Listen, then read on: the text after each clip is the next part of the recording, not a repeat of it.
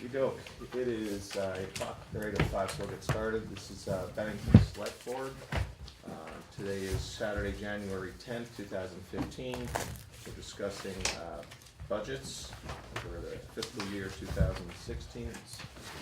And let's see, we start with any citizens here who wanted to address the board before we begin. There are none.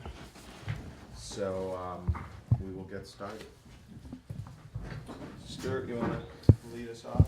Well, just very briefly, you've got the presentation in front of you. The overall budget is up less than 1% this year. I think my department heads really did a great job of pulling their information together. And I'd ask that the board focus on the expenditure side of the budget. The revenue picture is not as attractive, but there are a lot of variables in play in the revenues. We don't know what the outcome of FEMA will be, although they have now exceeded their 90-day review period. We should be hearing from them soon. We're having a great year from a point of view of fuel costs, salt and sand costs, thanks to a relatively mild winter.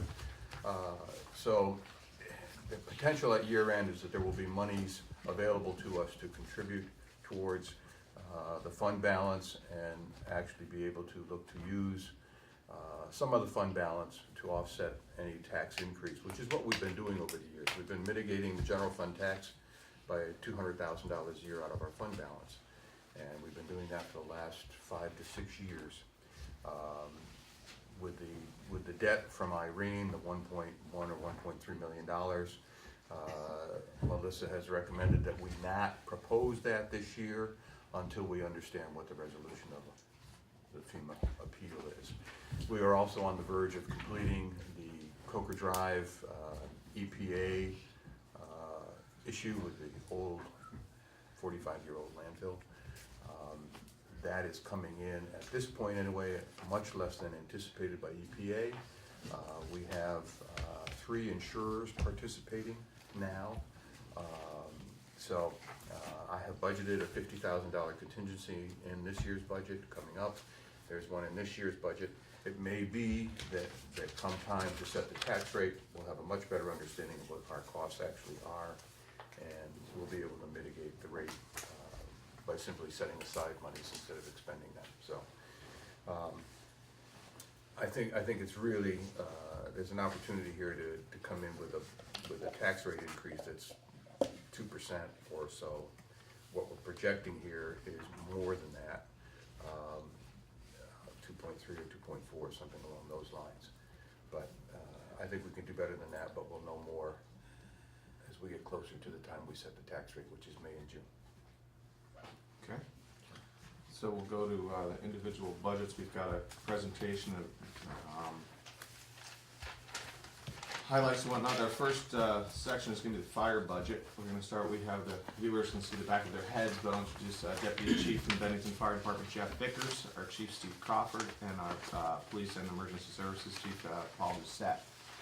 So gentlemen, if you'd like to take it off from here.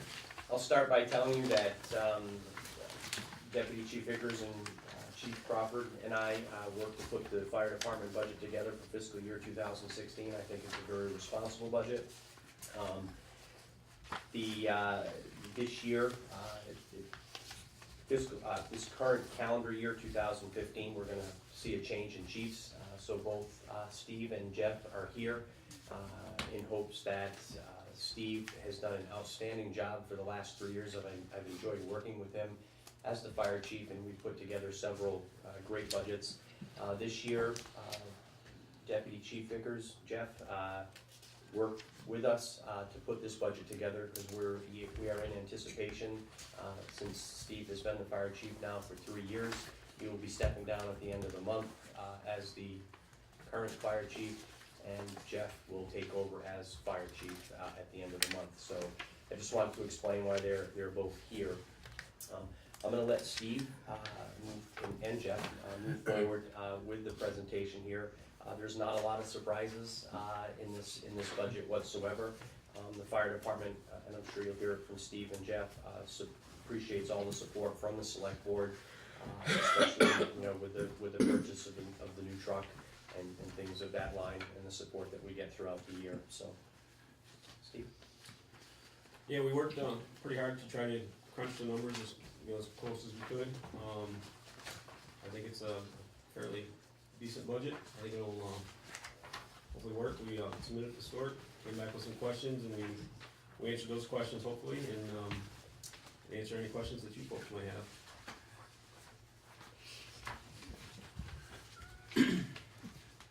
Could I just You jump wanna right start? in? Go ahead, Tom. Thanks. I'll Just flipping Yeah, I pages. figured I'd give you a chance to do that. Relative to the chief's pay, could you just give some history as to that? And there it says last raise was 5 years ago. Steve, could you just sort of give some historical context to it? Sure. The chiefs, all three chiefs get a stipend from the town. With that, we use our personal vehicles and our personal cell phones, responding to calls and answering phone calls from citizens and stuff like that. So the stipend kind of offsets that a little bit. And it just kind of gives us a little bit, and with the gas prices finally coming down, it's kind of decent, but, with the gas and everything, it is, we spend a lot of time. We answer about 250 calls a year, and all those respond with our personal vehicles and stuff. What's the stipend right now? I believe the chief stipend is 3,000. Chief stipend is currently 35. 35, and then the deputy chief is 3,000 and 2,500 for the assistant chief. I'm trying to find. I'm looking in your highlights here, and I'm trying to see. Did anybody point this out to me? Where in the actual line items? Looking for the 45s, and Page 16. Yeah, they're the very, very end of the last part of the budget. We separate the fire out from the Okay. other general fund because the rural fire district, we have to allocate for the difference in tax rates between the town and the former village. So we keep them separate. Yeah, down at the bottom of page 16. Chief, I've got a question for you regarding the vehicles. We've added the rescue pumper this year, and one of the conversations we've had that was very attractive was the consolidation of effort of sending the rescue pumper out with a crew on it as first response, and then evaluating the situation as other vehicles rolling, more personnel showing up. Obviously, that's a big cultural change for a department. How have you seen that develop? Is that something that's coming along, or is you're already doing? It is coming along good. We have a little resistance, but not overwhelming. Pretty much everything that we expected. So it's an educational thing and people and a training thing. So so far it's worked out really well. Everybody's accepted the truck really well. I've had nothing but positive feedback for it, and it really suits our needs perfect. Great. Well, I thought we were there, for the rollout, and the crew seemed to be very happy when we were there. I think you did a good job designing it and picking it. And I went by the other day when the tone was going off and that door was opening. That was the only door opening. And, good to see that. So. Thank you. Anyone else? yeah, I've got a Justin? 4580, the repair and maintenance line item, 4580 680. If I'm looking at this right, it looks like we're proposing $21,000 going into for repair and maintenance going into 2016. Yes. $509 spent in 15. Is that accurate? To date, yes. Okay. That's through the first quarter. But that's when this was printed. I mean, Steve and I just did purchase orders, and I don't remember the exact amount. It's probably around $2,000 to date, but they're usually with the fire department. A lot of that is done in the spring, the preventative maintenance, PM, and things like that. So, it's a little jaded when you look at it that way, to kind of look at what's been spent over the years, and I know that Jeff has. Justin, in the past, it's either been right at budget or over budget. Yeah, and that's true. It shows here that if you actually go back, Justin, to the first two columns, Right. it shows you the 13 and 14 expenditures and. Is what the Steve says 13 the actual expenditure 37,000, Yes. and then the actual for 14 was 20? I'm just wondering if dropping down, we've gone from 2 older trucks and replaced them with 1 newer truck. Do you expect the same level of maintenance? I would expect right now the biggest thing, I left the maintenance the same because of the age of our ladder truck and some of the expenditures that we're gonna incur keeping that maintained. So I think after we get you know, I think that the ladder truck is gonna come and need some maintenance, and then after that, maybe next year it'll come down. But I think either we're gonna be right at budget this year, or maybe just below, but I didn't want to, foresee, we had the ladder certified this year, and, gave Stuart the list of stuff like that, of all the stuff that it really needs to keep it certified, so. Okay. Basically, that's the biggest expenditure that we're gonna have, but by rights, it should come down a little bit, but in the same token, the other 3 trucks are still getting older. We have a reserve put away to start. We do have an equipment reserve, that we use for, new equipment. We budget about 40 grand a year. That reserve at the present time, is not as high as we would like it to be. Fire equipment reserve is 279,557. And we're looking at the next major purchase for the department is the ladder truck, and those are running, what, $1 million now? What was inside? Tell me the reserve number again, I'm sorry. 258,000. And at 40 grand a year, it's gonna take us a long time to get anywhere near close to what the purchase price of a ladder truck is gonna be. We're probably gonna be borrowing, when we get to that point. What's our prospective, purchase date on that one? Well, we'd hoped, when we last presented this budget, we were talking about hoping to make another 5 years, if I remember correctly. Yeah, the ladder on the capital planner now is 2017, 20 years. So we're hoping we don't run the ladder out as much as we used to with the rescue pumper. And that used to be the tool truck, basically, right? No, No. it's probably gonna be about the same amount. Yeah, the so problem- we haven't been running that out on a regular. Not a lot. Okay, We just updated the mileage and stuff like that, and we're still, you know, I don't, some good numbers. yeah.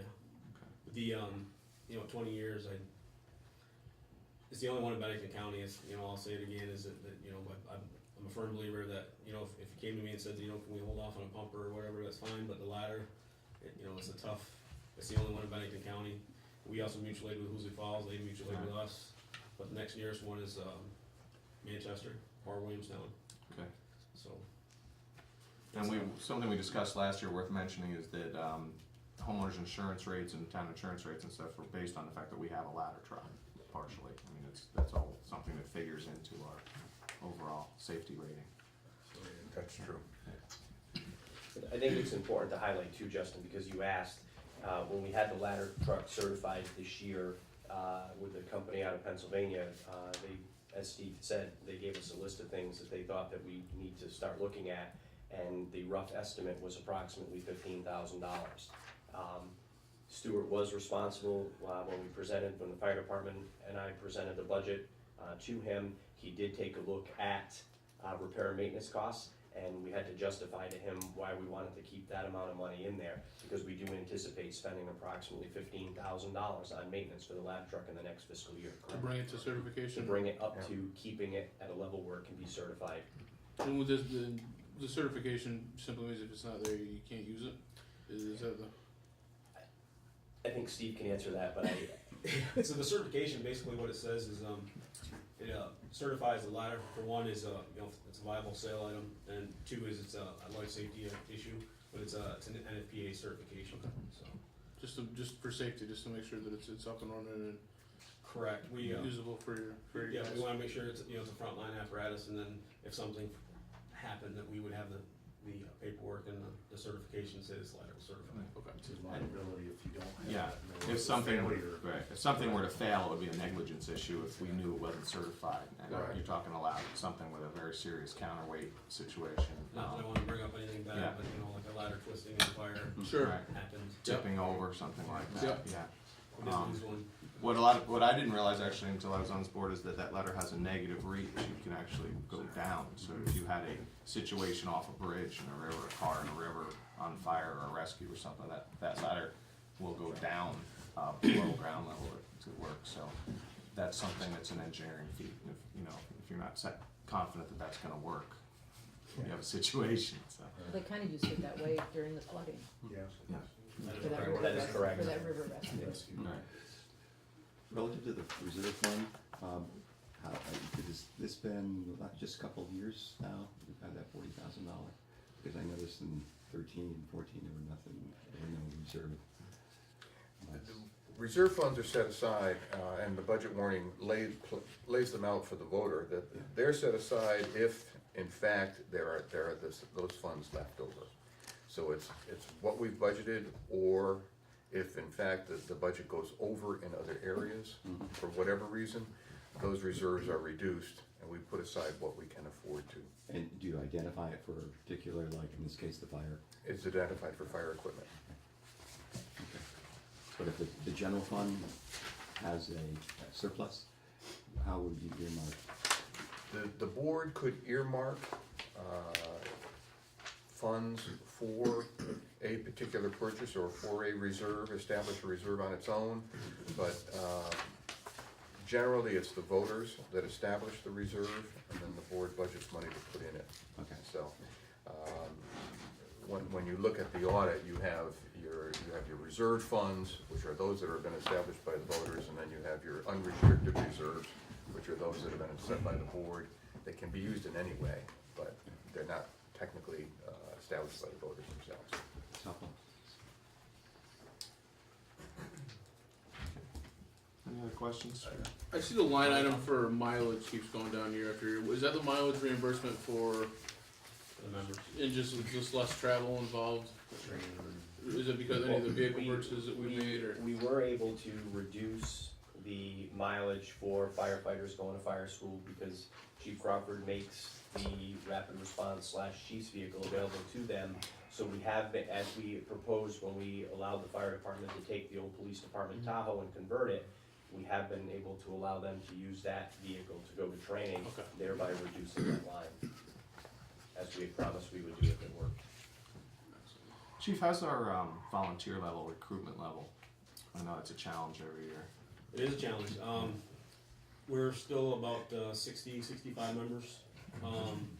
Active out of that is probably about 25. But when we need them, the others step up.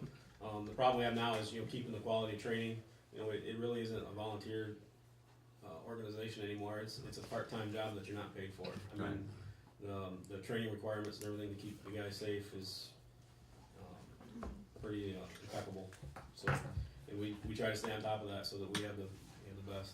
Is there a need for recruitment energies such as a campaign, an advertising campaign, anything like that to address the school level candidates or anything like We that? do recruitment and retention is huge, Yeah.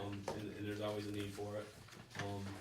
We do a lot of fire prevention with the schools, and we even do like a career opportunity day at the middle school, and then we also do some at the high school. So our junior program is stable, but it's not growing, and then the need for volunteers.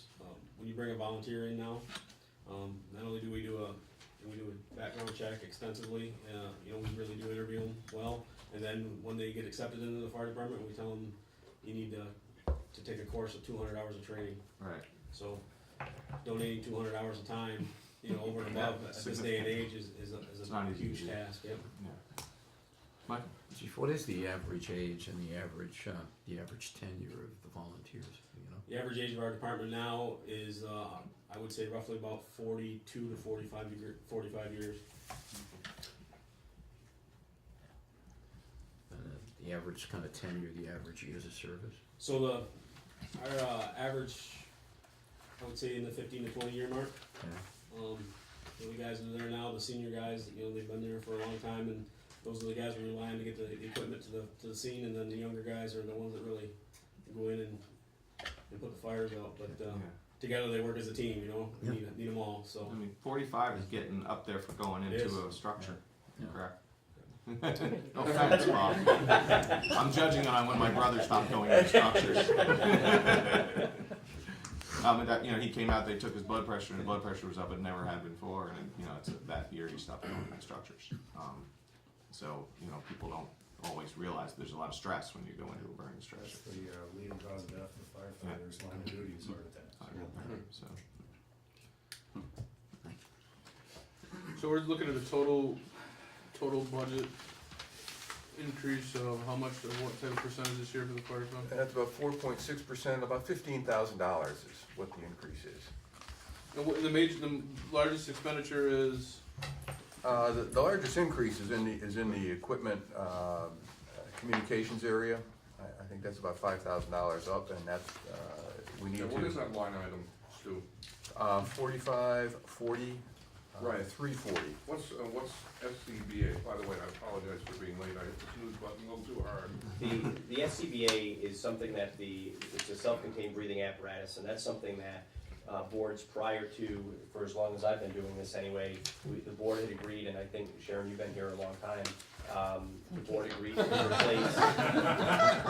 She's qualified. Thank you. Thank you. The board agreed to, instead of buying air packs, 10 or 12 at a time and having this major purchase, the board agreed to purchase and replace 2 air packs every year. And that's what that is. And, Steve is very responsible, goes out and looks. Matter of fact, we just bought 2 out of this current fiscal year.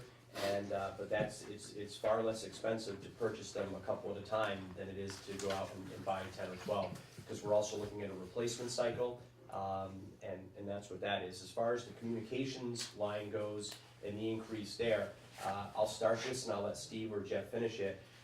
The federal government decided that narrowband communications was the way to go, and they told us nothing would change when we all went narrowband, whether it was police, fire, rescue, highway. We have found, so basically narrowbanding works like this. If you think about California and there's all these major highways and 8-lane highways, and we kind of just squish everything together and narrow it down, and we weren't supposed to have any problems. Nationwide, now that we've gone to narrowband, and communications has become a problem, and we've experienced it with the police department. Fortunately, we were able to get the federal funds and replace our console and do the things that we need to do at minimum cost to the town. But on the police side of things, they have found that their fireground communications have been hampered basically by narrowbanding. We thought that there was something wrong with the radio system. We did some research and we found out that this is going on in New York, in Pennsylvania, New Jersey, so it's everywhere. And so these guys have taken time out of work to meet with Wells Communications and others to try to find a way to resolve the fireground communications issues. When we're at the hospital, if we're too deep inside the hospital, we can't communicate to the people that are at the fire apparatus on the outside. And that's a huge problem. So we've asked for funding so that we can buy some units that Steve will be able to explain a little bit more, so that we can have these units on the fire ground so that communications will improve, and it's a firefighter safety issue. That's exactly right. We found that an Energizer, a hospital, and some of the bigger buildings, we can't even communicate back to the outside when you go deep into this, like the cellar or stuff where the firemen are gonna go where they are, and getting communications out is like huge. So it was a big issue. We started looking into a repeater system like the police department and the rescue squad uses. 2 things we found is, one is it's astronomical for price, and 2 is space on the cell towers to get the repeaters is very limited and costly. So from there we met with Wells and said, listen, all I care about is Bennington and these big areas for my guys to have communications. So they have what they call a mobile repeater. It'll fit in our apparatus. And what this does is that instead of being on VHF, is what our frequency is now, it'll switch over to UHF, which is what the police department uses. So it goes in on one and transmits on another frequency, and then back out. We find that UHF works really well inside buildings, and VHF works well on the outside. So it'll repeat for that. So we have what they call a pyramid repeater. It'll go right in, and it basically just sends the signal out, and we had some extra radios and stuff like that we found to benefit us. So, Wells Communication came up with this, and it's about not even a third of the cost this way versus putting up a repeater system like Bennington Rural has now. With the radios that the police department is able to give to the fire department, that are probably about $2,200 a piece, and we agreed to give the fire department 8, I believe. There's a substantial savings there. This mobile repeater system will cost about $6,000 versus a regular repeater system up on Mount Anthony, which will cost about $25,000 and another $2,500 a month on top of that. So this is definitely for firefighter safety, and if you want to talk about trying to save money and cost savings and being responsible, this was clearly a responsible move on the part of the fire department and the police department working together to save the taxpayers money and keep the firefighters safe. We did test it, Wells came up, they gave us a loaner frequency, and Okay. we programmed one radio, we went to, myself and Jeff, went to Energizer and the hospital, and clearly is a huge improvement. And then we even tried it with the old, our system as it was, and then added this in, and it was clearly a big difference. Nice. That was good work. Good job. Anybody else? Just backtracking to the ladder truck, I know you said it's the only one in Bennington County, I was just wondering how, when the cost comes up, how that might, be a combined effort across the county if it's used throughout.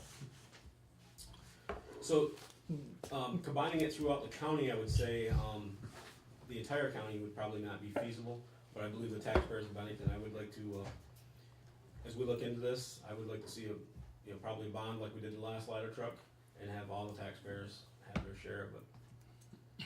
Because it is used, for everybody. There's multiple buildings in the rural district, as well as Bennington. You get Southern Vermont College, there's Bennington College, Grace Christian, there's Well, several most of the facilities. industrial complexes as well, all those Yeah. large buildings Yeah. would require the ladder. in Hampton Inn. I mean, so, as far as like the county, I would say it's probably a broad spectrum, but as far as Bennington itself, I would say that we bond it, put it out to the voters. How often is it used outside of the town of Bennington? Do you have an idea for that? It was probably, and it's just a guess, Justin, but Yeah. I'd say probably 12 times a year. In the mutual aid, is there any reimbursement for that, or is that just an agreement to We do, to help it's just out? an agreement, there's no, nobody charges, everybody's volunteer, including Hoosick Falls, so it's kind of like a, one hand washes the other, because if we need them, they're here, and if they need us, we go. Is it? Do you think it's not more one-sided? We're not pushing out more than we're calling in. I mean, because we have a larger department with more equipment. Do you find you guys having to go out? I would not So say it's- that. okay. I mean, I would say, Hoosick Falls has a fairly respectable amount of industrial as well, where they would need us, and the same thing with us. We have plenty of buildings that if it really did have a problem, we could rely on them. And I say Hoosick because they're the closest. That's who we really, we let them know if ours is down, and they let us know if theirs is down, and we do that. Manchester's more willing to help, but again, it's a 28-minute ride in a big On a apparatus. good day.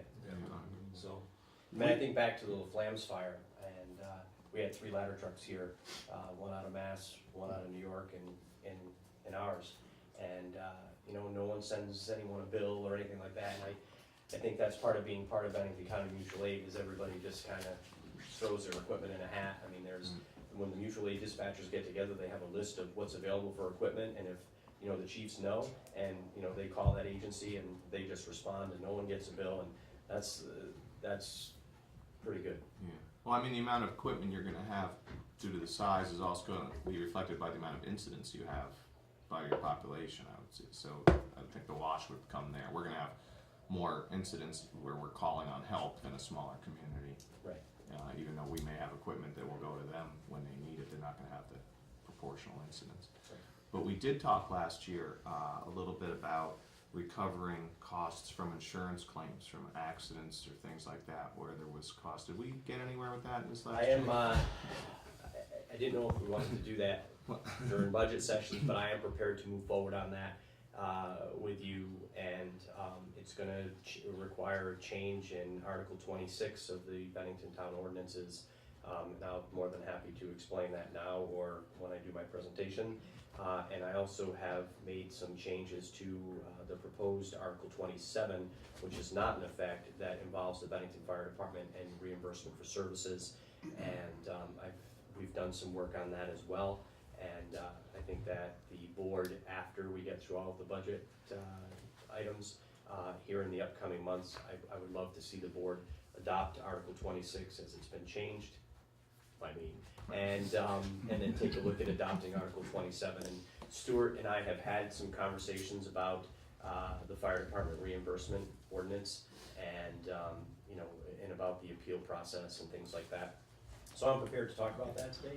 Well, we haven't warned that, and that's an ordinance Right. change, so I would save that for a day we're doing that in an open meeting. That's fine, but I I'm just answering your wanna- question about, yes, I'm Just prepared about, to just an move forward. overview of it though. Just so we get a, just a Yeah, quick hit of what the financial impact might be. Can you give us just that maybe? And just an overview Without having of to- what the Well, policy change would be, sorry. I mean, if you wanna speak to just what you project as a budget issue, but I mean, we're really speaking about the budget today, and Justin's interest, I don't wanna run this into another conversation. No, I'm just Just curious on the schedule. what that budget impact may look like. Yeah.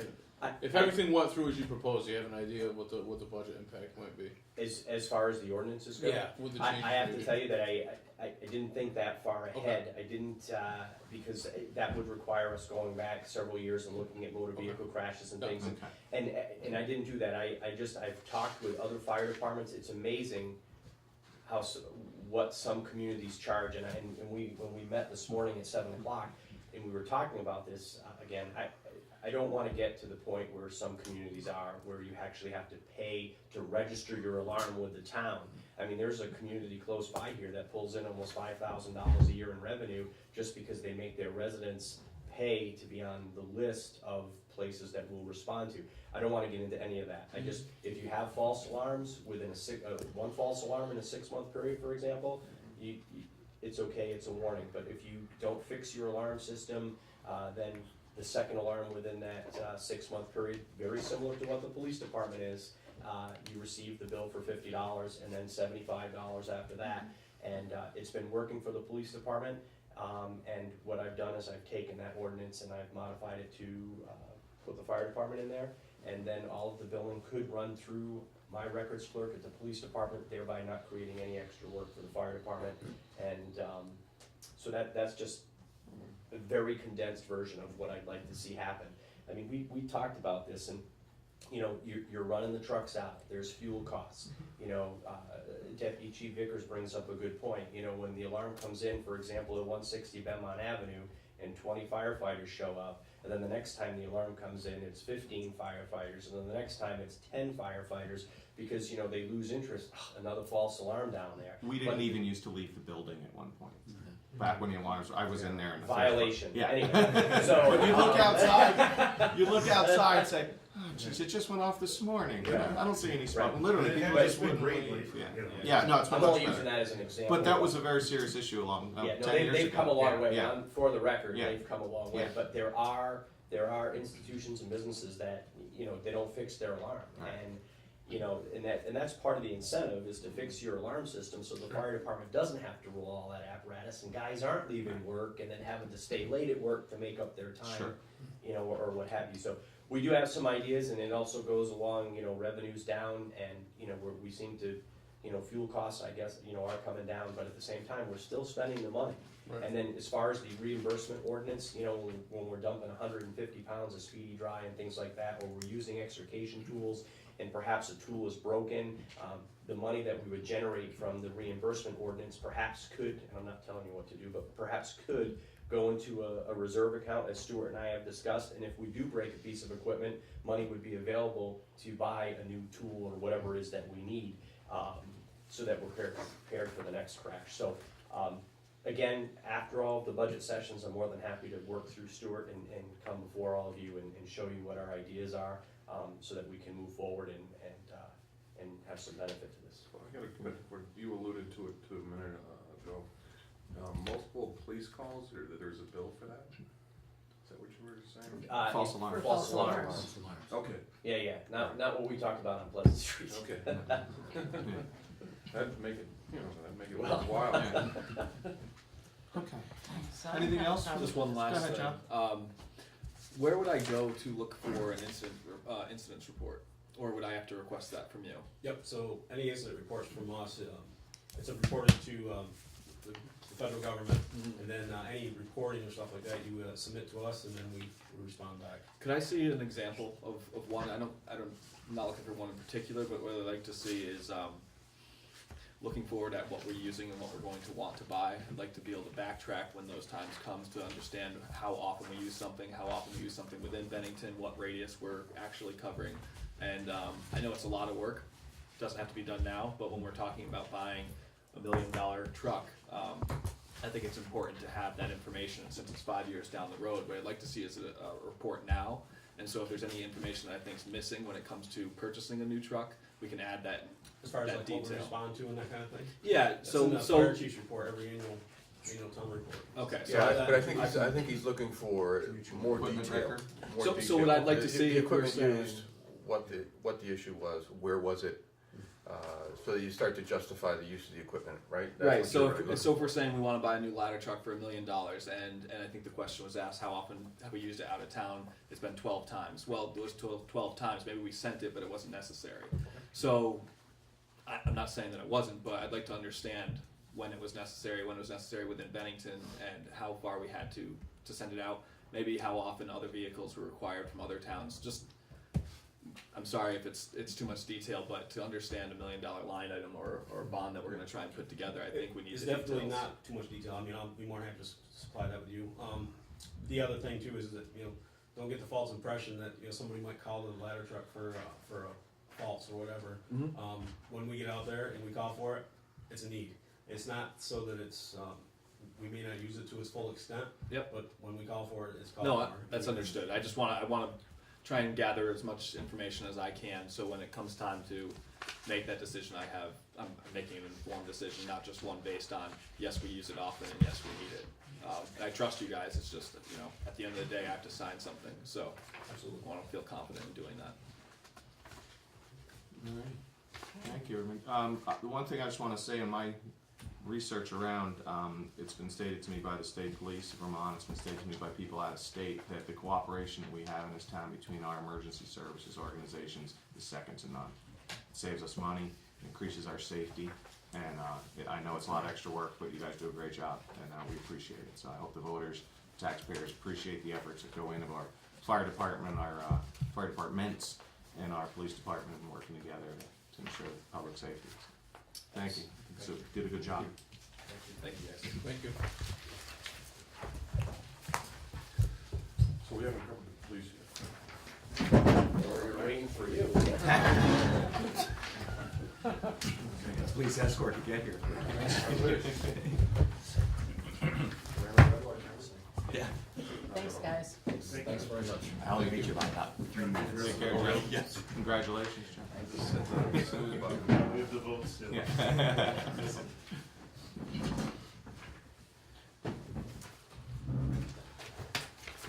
So we're gonna move on to the police budget. So our chief Paul Bissett now solo. Close to the pages, so we're all on the same page together. Page 6 of 18 it starts.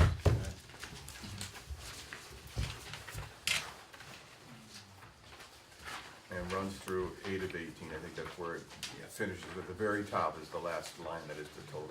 The entire budget is up 1.66%, about $55,900 total. So I wanted to ask this question while the whole board was here. When putting the budget together, what is our goal that we're driving towards? We started out, this year I asked my department heads to focus on a 2% increase overall in the budget. We used that same number when we developed salary projections for each department. And obviously we did better than that, because the budget is less than 1%. Would that be anticipating that our revenue stream without raising a tax rate is also going to increase by 2%? No, I mean, if you read the opening page, I mean, basically, we have been mitigating the general fund tax rate with $200,000 out of our fund balance over the last 5 to 6 years. Explain that fund balance just a little deeper for you. Okay, Before you fun- finish the that fund balance for the general fund is essentially, and some of this is on paper, but it's excess funds that have accumulated over the years. That aren't used from budget to budget. That's right. And what the board decided to do 5 or 6 years ago was to begin, our fund balance at that time was in excess of $2 million in the general fund. And the board said, let's begin to return some of that to the taxpayers by mitigating any tax rate increase by using some of those monies every year. And we've been doing that. So when you look at your revenue page on the general fund, you see at the very bottom, $200,000 from the fund balance. Included in this year's budget. This year's budget does not include that 200,000. Okay. And that's principally the reason that you see a larger than what you would expect tax increase projected. And as I said at the beginning, there are a number of variables that will be resolved by the time we get ready to set the tax rate, and that is FEMA will have made a decision one way or the other. If we are successful, it may in fact reduce some of the costs we've anticipated in paying interest on the FEMA monies. The Coker Drive landfill site will be resolved, we believe. That $50,000 that we have in this proposed budget may not have to be spent. So when you look at the tax rate, you can say, okay, we're not gonna spend that money. We can reduce the tax rate in a like amount, which would be about a half a penny in that particular case. So that, and at the end of this year, we are going to have money in the fund balance. Healthcare costs for the remaining 6 months of this year were budgeted at a 10% increase. Our healthcare costs went up 1%. Gas and fuel were budgeted at what they were a year ago, and we're down 70 cents a gallon, 80 cents a gallon. Those are huge savings that you will see at year end. And so we may find that our fund balance actually has grown even more. Last year, the fund balance increased, if you remember the audit, by $960,000. And what do we have what do we have for a fund balance right is currently as we sit here today? I'm just trying to see that number on here, and that's in the revenue side. Let's see, you're gonna find that on the very, some of the very first pages of your monthly report. Page, they're not numbered, that's wonderful, but it's about the fourth page in on your, after you get through the reserves of the general fund, which currently total just over $1 million, the fund balance is shown as a negative $190,000 at the present time. And that's principally because of the FEMA debt Okay. that's hanging out there. So, in the FEMA debt that's hanging out right there now is still in the millions? 1.3 million, 1.1 million, it's Yeah, it's 1.3? So if, and of course this is a big if that was covered, if that did come back to us, we have a fund balance of over $1 million, is that correct? So you said a negative 190, is that That's just what it this says. current year's? Or you That's in the have current year, a- this a last line month. for just the current year's fund balance, and then there's a line for the cumulative? Oh, did I miss one? Maybe I'm asking the wrong question, I guess, No, you're right. what is No, the sorry. total fund Thank you, balance of Melissa. accessible cash that we have right now? I think, oh, go ahead, sir. No, she's right, I was looking only at the current year, the fund balance is 2.6 million. And that's accessible as of, That's the That's as of- combined, That's combined for just the general fund, that Okay. doesn't include highway and fire. Thank you, Because we Melissa. have to add those three together, I'm sorry, I don't have that figure with me. but that is accessible cash that we do. it's not actually cash, It's not. It's not cash, Okay. that's our fund balance, and it's a, you need a positive fund balance. Okay. that's assets, I anticipate that if we liabilities. were to get all of the FEMA funds returned to us, that we would be close to zero, okay? A little bit over, a little bit under, right around in there. And we need to stop reducing our revenues by the 200,000 that we have been. We need to hopefully recoup all of this. So we have been using $200,000 approximately every year in actual cash to offset the budget We for the have- last 5 years. Yes, So there was about $1 million in there that we've drawn down to zero, approximately? approximately. Okay. And you don't know that until the end of the fiscal year, and when you do your reconciliation. Right, at this Right. time, Right, that yeah. number, there's a lot of variables that go Right. into that number, so that it's not an exact But number. it's fair to say there was about $1 million 5 years ago when we drawn it down, to the tune of I about believe it's been 200,000. about 5 years, so Yeah. that's- Okay. To keep the tax rate. it mitigates the general fund tax rate. Right. And so when we, I mean, we look for a lot of sources for revenue, obviously, and I think we generate something over $1 million in revenue other than property taxes, for the general fund. And, depending on how those are projecting, you may see, And what are we projecting A for the difference. largest decline in revenue aside from not having the luxury of having that is it. That drop in $200,000 is the major decline. I mean, if you look at the proposal I've gotta go back to the first page. The overall increase in the amount to be raised by taxes in the general fund is the very first line, is $256,790, 4.47%. If in fact we had added in that $200,000, you'd be looking at a budget that's up $56,000 on a $7 million budget. Be minuscule. The $10,000 reduction in delinquent tax fees, is that from the policy change that we had precipitated recently that was gonna go to the voters, or is that? No, that's a conservative estimate at the present time. All of these revenue numbers will most likely be adjusted by the time we get around to setting the tax rate, because we'll have another year behind us, another 6 months behind us. We'll be able to give you a much better picture of what those are gonna be. I mean, you know, these are best guess estimates going forward, and they're extremely conservative. And that's Melissa, she's constantly pulling me back. Good job, I tend to be an optimist, she's a finance director, there's a difference. So, you know, we guess at this time, we paint you the worst picture at this time, but I'm encouraging you not necessarily to panic because of those numbers, because we're having a really good year financially, and I think at year end, the numbers are gonna look much, much better. So the reason I was asking about goals, let me backtrack a little bit, was to me when setting the budget, I understand you're trying to hit a 2% increase based on a cost of living increase. To me, when looking at the budget, I'm looking at the revenue stream and trying to balance it against all the services that we need to provide. Obviously, we wanna keep that cost low, but in addition, when we start talking tax rate, that has to come into play in some rate, because that's gonna dictate what the revenue stream is, and at least in the, for the most part, because it's our biggest revenue line item. So I'm wondering how that plays into setting that 2% and increasing the tax rate, especially looking at averages and medians across the entire country. Well, in your packet, and you have it right at the top there, Yep.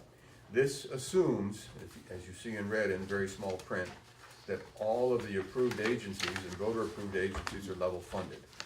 And of course, that's not the case, they're not asking for level funding, but if that were true, and this budget was approved as presented, you would be looking at an overall tax rate increase based on current grand list numbers of 3.6 cents, which is a little over 3%. Right. Those numbers seem small, but when we're starting at a point that might not be a nationwide average or median, then we might have to be setting certain goals to reduce that. Just looking across the country at every single state, I don't think the state average or median is higher than 2.5% tax rate. Now that's average and median, so obviously some counties and communities are higher and some are lower, but I'm wondering how that factors into setting a budget and accepting a 2% increase year after year. Well, what the voters approve here, I mean, if you look at the priority from the management perspective, the voters approve the expenditure side. They don't approve the tax rate. The select board sets the tax rate. So when I begin the budget preparation, I'm looking at where do I want my budget to be? What is a realistic number that I think we can get to? Given the constant increases in the costs, constant increases in healthcare, and so when I looked at 2%, cost of living last year, and the cost of living adjustments coming up at 1.7%, I believe, for Social Security and for other pensions. So I picked 2% as the high side, and at the end of the day, we came up with a budget that's less than 1% of an increase. And then I go to Melissa and say, okay, now, given this budget, what is the potential impact on the tax rate? And that's when we start to look at these revenue numbers and try to understand what those impacts are, and you know, what is the conservative estimate, what is the worst case scenario, so when we sit down to discuss this with you, we can paint you a picture of what it could be, and I'm telling you now that it's gonna be less than that, but I can't tell you what it's gonna be, because we're 6 months away from really knowing how well we've done this year. Okay. This will be the last thing that I say, I guess. When looking at the tax rates, obviously a lot of people are uncomfortable with them, to put it nicely. And if the entire rest of the country is finding averages, the average community and the median community is able to do it for less, what I'd like to try and look at is how and why we can't drop that rate for our community members. And I'm not saying there's a simple solution, I'm just saying that it has to be looked at. One of the challenges you have is the combined, we're getting basically assessed another 8% on top of something we don't even talk about around the board. It comes down from the school side of things. And I think your concern and question is, it's a bigger question than just sitting here and dealing with a 2%, because hey, Generalities. I think every town would be happy with a 0 to 2% increase overall, but when you got the state basically setting a global budget for the school side at 8% plus, there's not a lot we can do to control it. That's the We can biggest only part of our control the- town budget, isn't it? Yeah. Well, it's not at the town, but I mean, we can only control the parts that we have that we have under our control. Absolutely, but I have to assume that other communities also have school systems, Right. school budgets sure. that Yeah, are but they're not at factored in as well. 2.5%. But I'm agreeing with what you're saying, we need to be on top of the parts that we have access to control. And there's a lot of topics in here that you could look at and you could slash and say, well, we're not gonna spend that, bring that in 5 years down the line, it triples. So that's the balance with this, and my costs at work, all of, I'm getting 3%, 4% product increases. Cost of living is gonna start changing soon because of that. We're starting to see people with the recovery and whatnot starting to ramp up their prices again, where they were level funding it as long as we can. You've also got wages that are a major part of any budget. In the school system, it's 75% of their budget. So you have to look at that as well. But the town budget is about a third of your property taxes. Frankly, I think we do a pretty good job of balancing what needs to be done, and reducing the emergency spending and doing long-term spending and keeping things maintained and running, because it's a lot less expensive down the line to do that. But the danger always, and we saw that with the water system, is to pull back and underspend, and then all of a sudden have these double-digit expenditures to catch up. Joe I think- Croswick pointed that out to us. Yeah, I mean, we've heard it from a lot of people, all of a Put it sudden off for you're years, jumping guess 11% what? because you took it off the budget line for 5 to 10 years. Well, to try and deferring tax maintenance, it. that's Yeah. if we're talking about deferring maintenance. I mean, there's definitely some things in here that are, that could potentially be viewed as non-maintenance items that are up for debate as to whether or not we need to go with them. And we're gonna get into some of that stuff here, I'm Yeah. sure, as we go on. Deferring maintenance will cost you in the long run. Sure, and I think to John's point, that's the dance.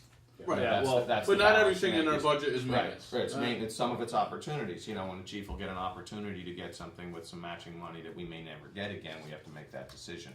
Do we wanna, put that in now, or see what happens down the line? Those are always the. Yeah, I budget guess what I'm saying is discussions. services are increasing in Right.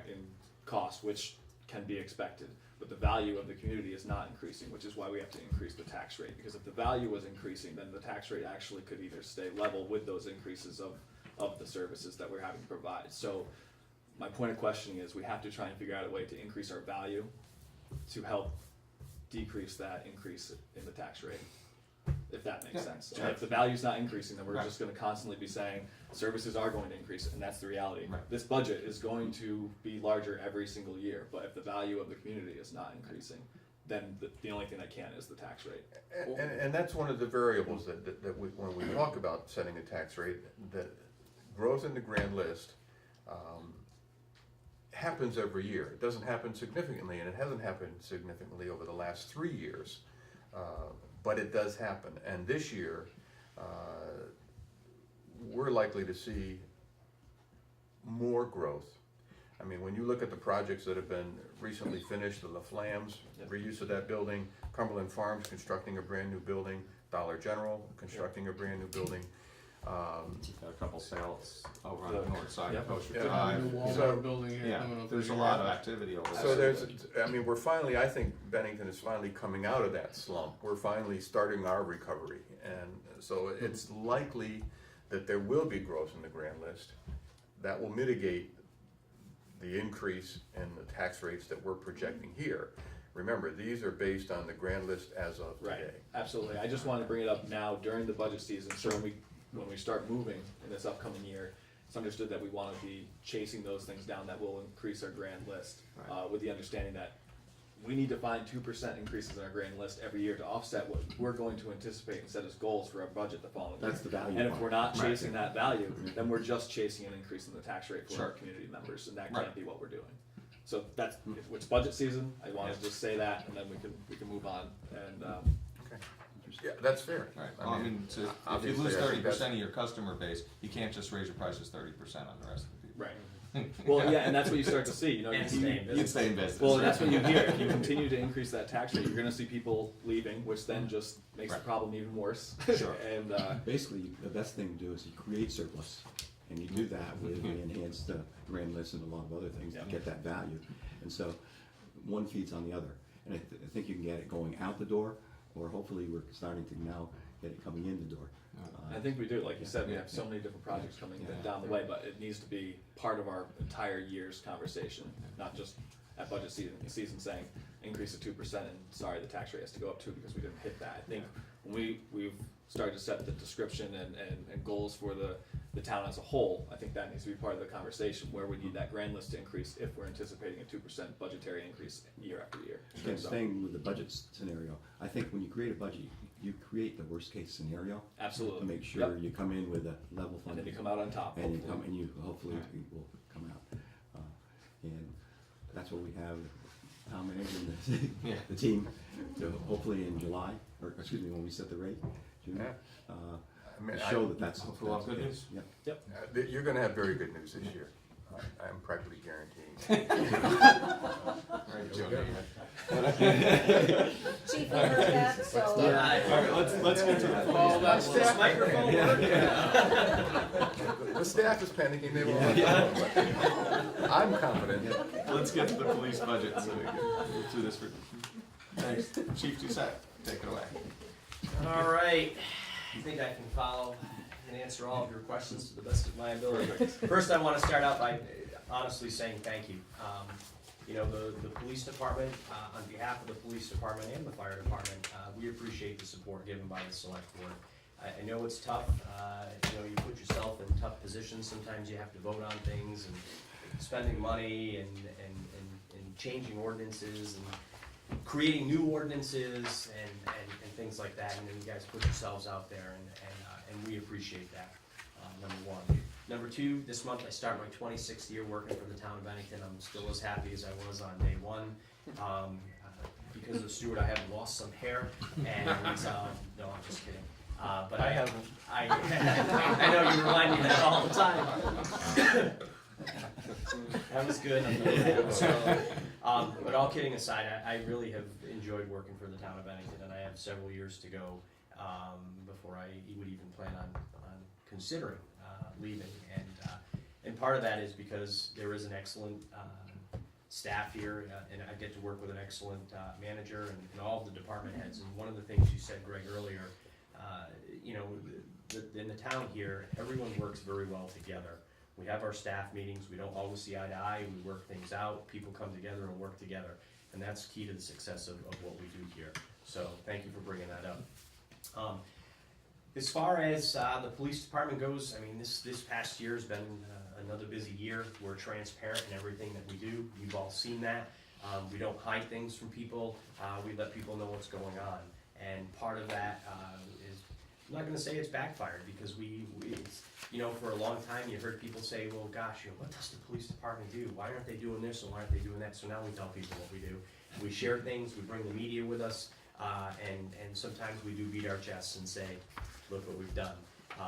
When we take a break later and we're not on the camera, I will tell you some very interesting news that I've shared with Stuart that is not out for the public yet, but I want to put some of you put your minds at ease on a particular situation, and you know, that I just don't want it out in the community yet, so I would ask when I tell you that.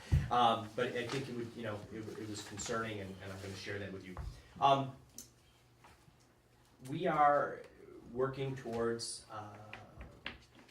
and even better, Bennington Police Department. I know that some of you have had some concerns that you've expressed to Stuart. Oh my gosh, the turnover at the police department. Well, you know, I have to tell all of you that if you ever have any questions and you wanna talk about things relevant to the police department, I'm always willing to answer your questions. We've had 4 people leave the department in the last year, 2 of those due to retirement. One individual moved on to a position where they have a far greater interest, and I was not able to offer that opportunity to that individual, so they left. And then we had an individual leave to take an opportunity on the other side of the country. So nothing bad going on. You know, we're in a situation where you know, sometimes people do decide to leave the Bennington Police Department, but on the flip side, we're faced with retirement. As you all know, we have older officers at the Bennington Police Department. We went for, I was trying to figure it out with Stuart the other day, probably a good 9 years we went at one point without hiring anybody. So we're gonna see the effects of that now. We're gonna see the effects of people leaving, and it's the same thing with the fire department. You know, you bring someone on and you wanna retain them, and for the most part, most people stay for a long time. That's why I shared with you, I'm starting my 26th year, I'm very happy here, and you know, most people are. Some people leave, as I said, to take opportunities elsewhere. Some people leave because they're retiring.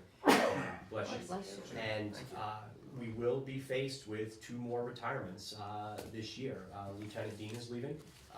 He's going to be 56. And Dave Dutcher has made it very well known for the last 2 years that he plans to retire at age 55, and he'll be leaving on December 17th of 2015. And 2 great officers that have been with us. Their tenure is very long. Sergeant Dutcher has been with us for, he'll end up being close to 28 years, and Lieutenant Dean's been with us for, I believe, 34 years. So again, 2 Why was great he still individuals. 17? I know, he's got more hair than me, he looks so much younger than I do, but he hasn't had to work with Stu like I have. So, Oh, okay, is that the reason? So, but all kidding aside, so you're gonna see 2 more people leave the department, not in a bad way, but I am pleased to tell you that we have hired, first time since 1971, that we have 4 individuals going to the police academy at the same time. I'm so pleased about that. It's very, very difficult to hire people now. We put them through an extensive background check, and we don't just take anybody. And you know, we're fortunate. Yesterday, the 4 of them went to the police academy, took their final PT test, and I am pleased to report that they all made it to orientation. So, so we will have 4 people going to the police academy. Some of the people are from very close by. We hired one individual, for example, with some military experience. He's been deployed. Nice young man from Arlington coming on board with us, who did an internship with the sheriff's department and decided to work for a real police department. So I think that we're moving along in the right direction. So Will you be fully staffed then, Chief? we will be fully staffed for about a month and a half before Lieutenant Dean leaves, and I have a plan in place for that. And then when Sergeant Dutcher leaves, I have a plan in place for that too. In March, we're going to start the hiring process all over again. It's cumbersome, but we're going to start the hiring process all over again. And my goal is to have 2 people ready to go to the August full-time academy, and they will graduate in December, and we'll only be short 1 individual for X number of months, and then when Sergeant Dutcher leaves, we'll have his replacement also. So it's going to not only entail hiring processes, it's going to entail promotional processes, and you know, there's going to be a lot going on. You know, but again, you know, most of these people that are going, it's due to retirement, so we should all be proud of that people come on board here and stay. So, Is it Chief, I'm sorry. Go ahead. Is it possible, probably isn't, to quantify the value, whether or not there's a zero-sum financial gain by retirements versus hiring? And I know there's a big investment, you know, the academies and everything else. Is there a way to quantify how much it costs to basically replace and? Well, on the financial side of things, when I break the budget down, I look at the fact that we're gonna be hiring new people, and with the union contract and the step system, we save a little bit of money there because the hourly rates are different. As far as hiring goes, it's, again, the budget is my best estimate on what is going to transpire, because when we hire someone, it's very expensive. For example, body armor, $660.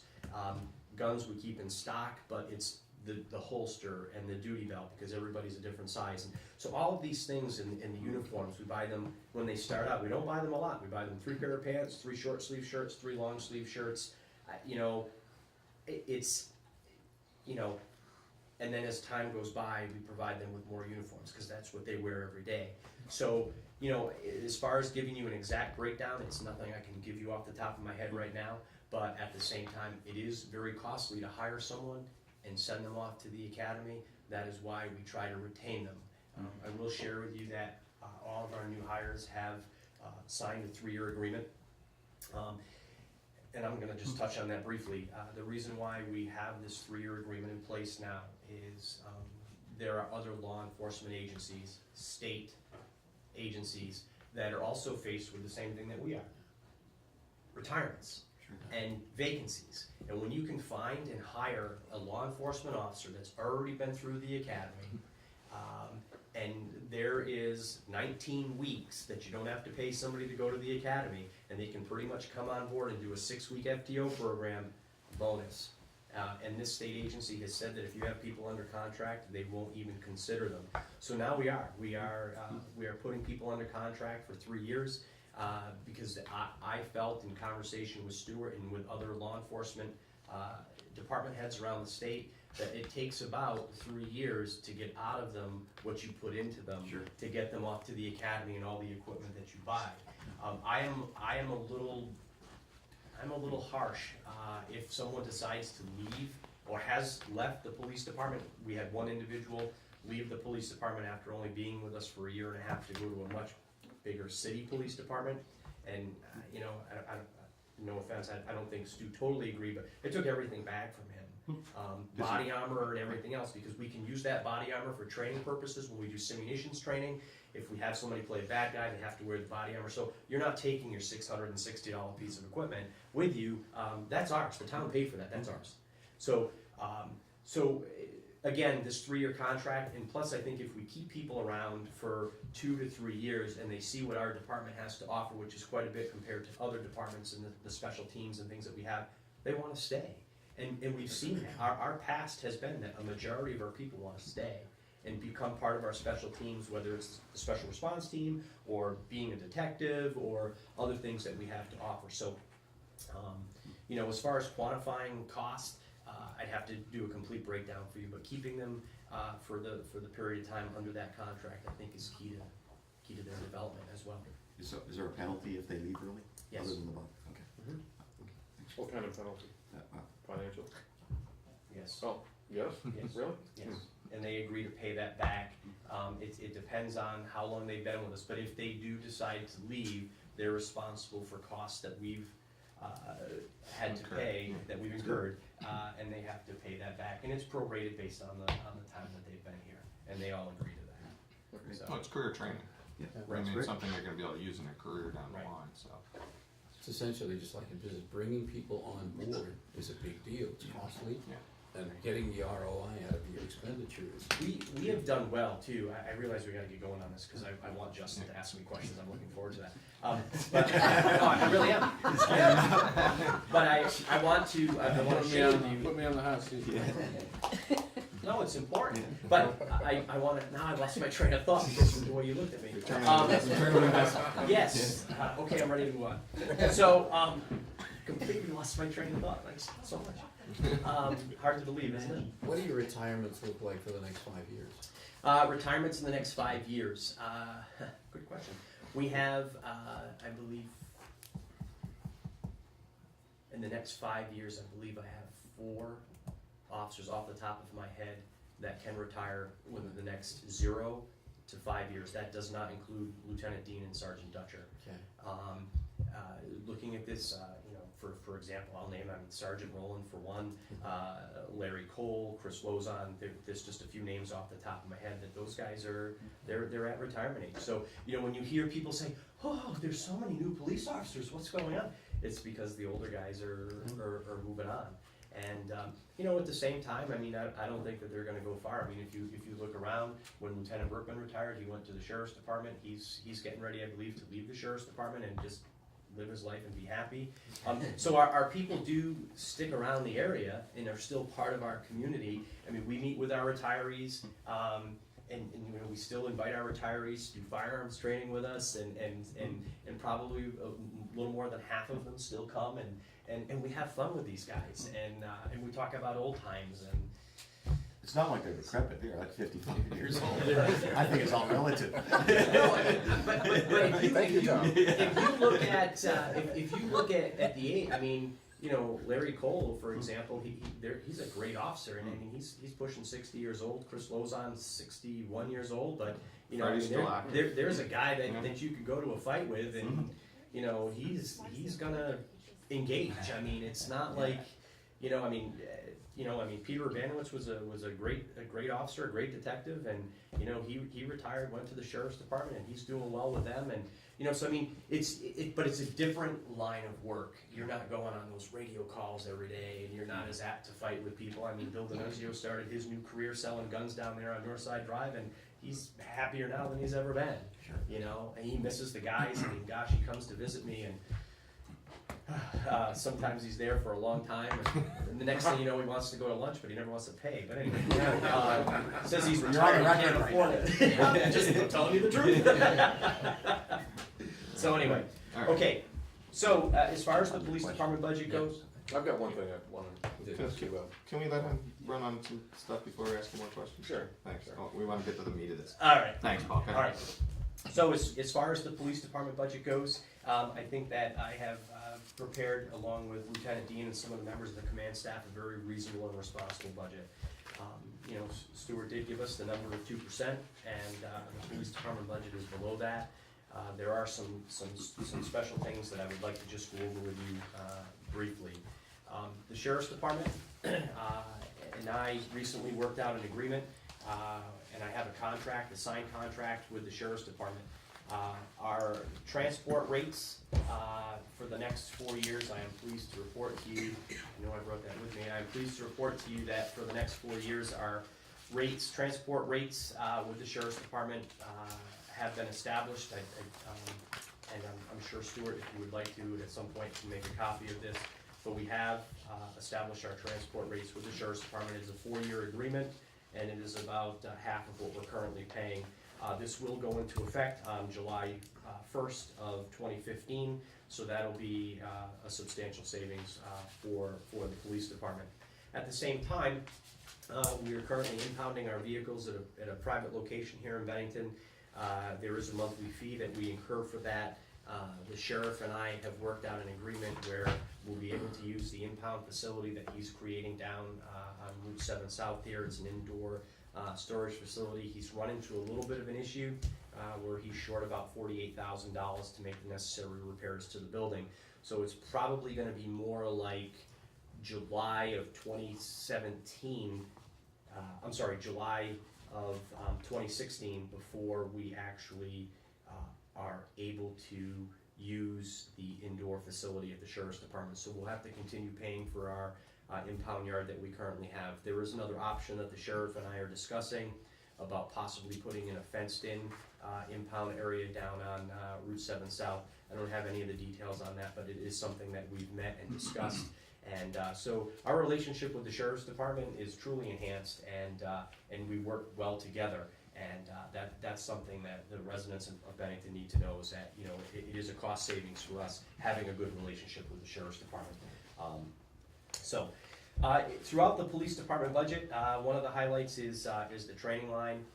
As we've already spoke about, and I've laid the foundation for you, we are hiring, have hired 4 new police officers, with also going to be hiring 2 more. I did ask for a $1,500 increase in our educational training line for the upcoming fiscal year, so that we can continue to train our new employees. As you know, they get the basics when they go to the police academy, but then there are other things that they need. So I've asked for that extra $1,500, and I thought that to be reasonable. And the police communication line, probably not for today. We do have a piece of equipment at the police department that is in need of replacement.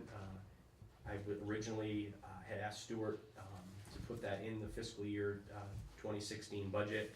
If the truth be known, it's a piece of equipment that is failing and needs to be replaced sooner than later. We have had brief conversations, and at some point I'll In the highlights, I explained that is the capital facilities reserve. We're looking to use that to replace the recording device. right. That's about $164,000 item, and we will be back to you when we have those prices nailed down, but it is not in the budget. We will be looking to use reserve funds for Right, that. but I just want to be clear, Stuart, the item that I'm looking to purchase is between $28,000 and $30,000, and the money that's available is $160 in that line, correct? Did we- Yes. Yes, Thank okay. So the overall cost would be Thank you. About $28,000. Just misread my own comments. Yes, Yeah.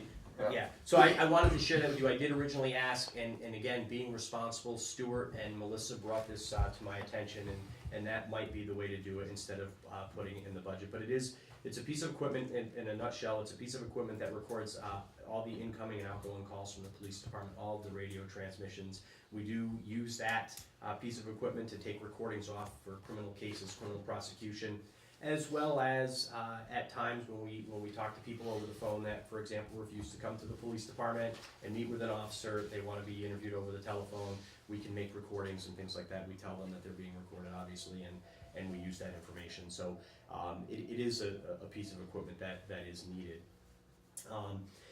So one of the hot topics, it seems like lately, is video surveillance at the Bennington Police Department, and I'd like to take a few minutes to talk to you about that. We are working, I had to put a number in the budget for that system. So we took a look at a very basic system, which is going to be around $18,000 or so. We're also on Wednesday taking a look at a system that I would ask you to consider. And John, I understand where you're coming from and you want to save money. And I want to tell you that on Wednesday I may be able to come back to Stuart with a little more information. We're looking at not only putting cameras on the outside of the building that actually record, but in the lobby. There's a lot of reasons for that. We all know what happened on April 22nd of 2014, and I'm not going to get into all of that, but our lobby is used for a lot of different things. Child visitation exchange, people come in looking for abuse orders, and our lobby, people generally want to feel safe when they're in our lobby. When we first built, or not built the building, but when we modified the facility, we put in basically closed circuit cameras so that the dispatchers could see everything that was going on. We've come to a day and age where we actually need to record things now. There's absolutely no doubt. The incident on April 22nd really changed the way I looked at things. Because not only did we have the unfortunate incident and people talking about it, but at the same time, I wish we had a recording of how the officers acted appropriately, what they did after the incident, and basically how they saved the individual's life. We forget about all of those things. You know, we don't just train to incapacitate people, we train to incapacitate them and then to care for them afterwards, and that's what happened, and ultimately, I think that the officers involved did an outstanding job. It would have been nice to have that on video so that we could show people what actually happened. We've had incidents blow up in the lobby when parents have exchanged children. It would be nice to have that so that, you know, the dispatchers are focused on what they're doing on the phone and typing into the computers. They can't always see what's going on in the lobby. At the same time, this system that we're looking at, in addition to the basic system, the system that we're looking at this coming Wednesday will record from the lobby all the way down into the processing area, the evidence room, and the interview rooms, our holding cells, and the processing area. Everything with this other system would be completely recorded. If there were ever any questions about mistreatment, or if an officer was injured or what have you, everything would be recorded. We don't have that ability now. We have the ability to record people during an interview. We have the ability to record people while they're being processed. That's it. Their bizarre behavior that's the Massachusetts thing, bizarre behavior in the holding areas, it's not recorded. And, sometimes, I wish we had that ability. At the same time, there are some pretty strict standards coming down from the state of Vermont, again, unfunded, from the state of Vermont, that they basically want to see evidence areas recorded. Just like any other profession, sometimes, things go awry with law enforcement, and, we did have an unfortunate incident in the state, maybe two, where drugs from a drug take-back program, for example, have resurfaced where they shouldn't have. So, for example, in our lobby, we would record when Lieutenant Dean, there's only one key to the drug drop box. Lieutenant Dean cleans that out, brings the drug drop downstairs. All of that would be recorded. People coming and going out of the evidence room, which there's only 2 keys for, would all be recorded. When we secure firearms from a domestic abuse situation, some of these people have 3 firearms, some of them have 30 firearms. The state of Vermont wants, and Stuart and I have talked about this, the state of Vermont wants everything to be recorded, areas to be recorded, so that we can either prove or disprove. It's no different than years ago when we went and installed the camera systems in the cars. Just recently, without a lot of detail, we had a situation where someone called me to file a complaint about an officer and said, they saw this, they saw that, and this is what happened. I watched the video. What the person was complaining about never happened. And when I confronted the person, well, in a nice way, I was quite a distance away, maybe it didn't. So, video cameras save us with liability, and I think it's something that we really need to consider as a board. The $20,000 or $30,000, depending on how things go on Wednesday, I think is a minimal cost in the police department budget to ensure the safety of the community and to ensure the safety of my people as well. And I think that's important, and I would ask that you consider that. What I'm going to do is, after I meet with the vendor on Wednesday, if we need to make a modification or if we think that's the way to go, I'll let Stuart know, and we may actually see a little bit of a change on that line. And I would suggest, given that, and given the concern about the minimal increase in the budget having a greater increase in the tax rate, if in fact this particular system that he's looking at is something more than the $16,000 that we put in the budget, $14,000 more in particular, I would recommend to the board that $30,000 come out of the reserve as well, and we cut the budget by the $16,000, rather than increase the budget and thereby the tax rate projected. I'd rather take the money out of the capital facilities reserve, as we are proposing to do with the recording device, and reduce this budget by the $16,000. The only thing I do get a little leery about is, and the camera system was one of the things I wanted to hear more about from you, and I appreciate you going into more detail, is pulling from the reserve constantly to offset, the expenditures that we could be raising the tax rate with, and I'm certainly not advocating for raising the tax rate, but we had these reserves For a reason. for a reason also, yeah. and I mean, it's just, what are we planning for in the reserve? I mean, I have to imagine there's some major capital. Actually, the capital facilities reserve was established when we signed a contract with Verizon for the tower, for the use of the tower behind the old police facility. It really was established to be able to be used on the governmental properties within its reach, which would be this building, the blacksmith shop, and the police facility.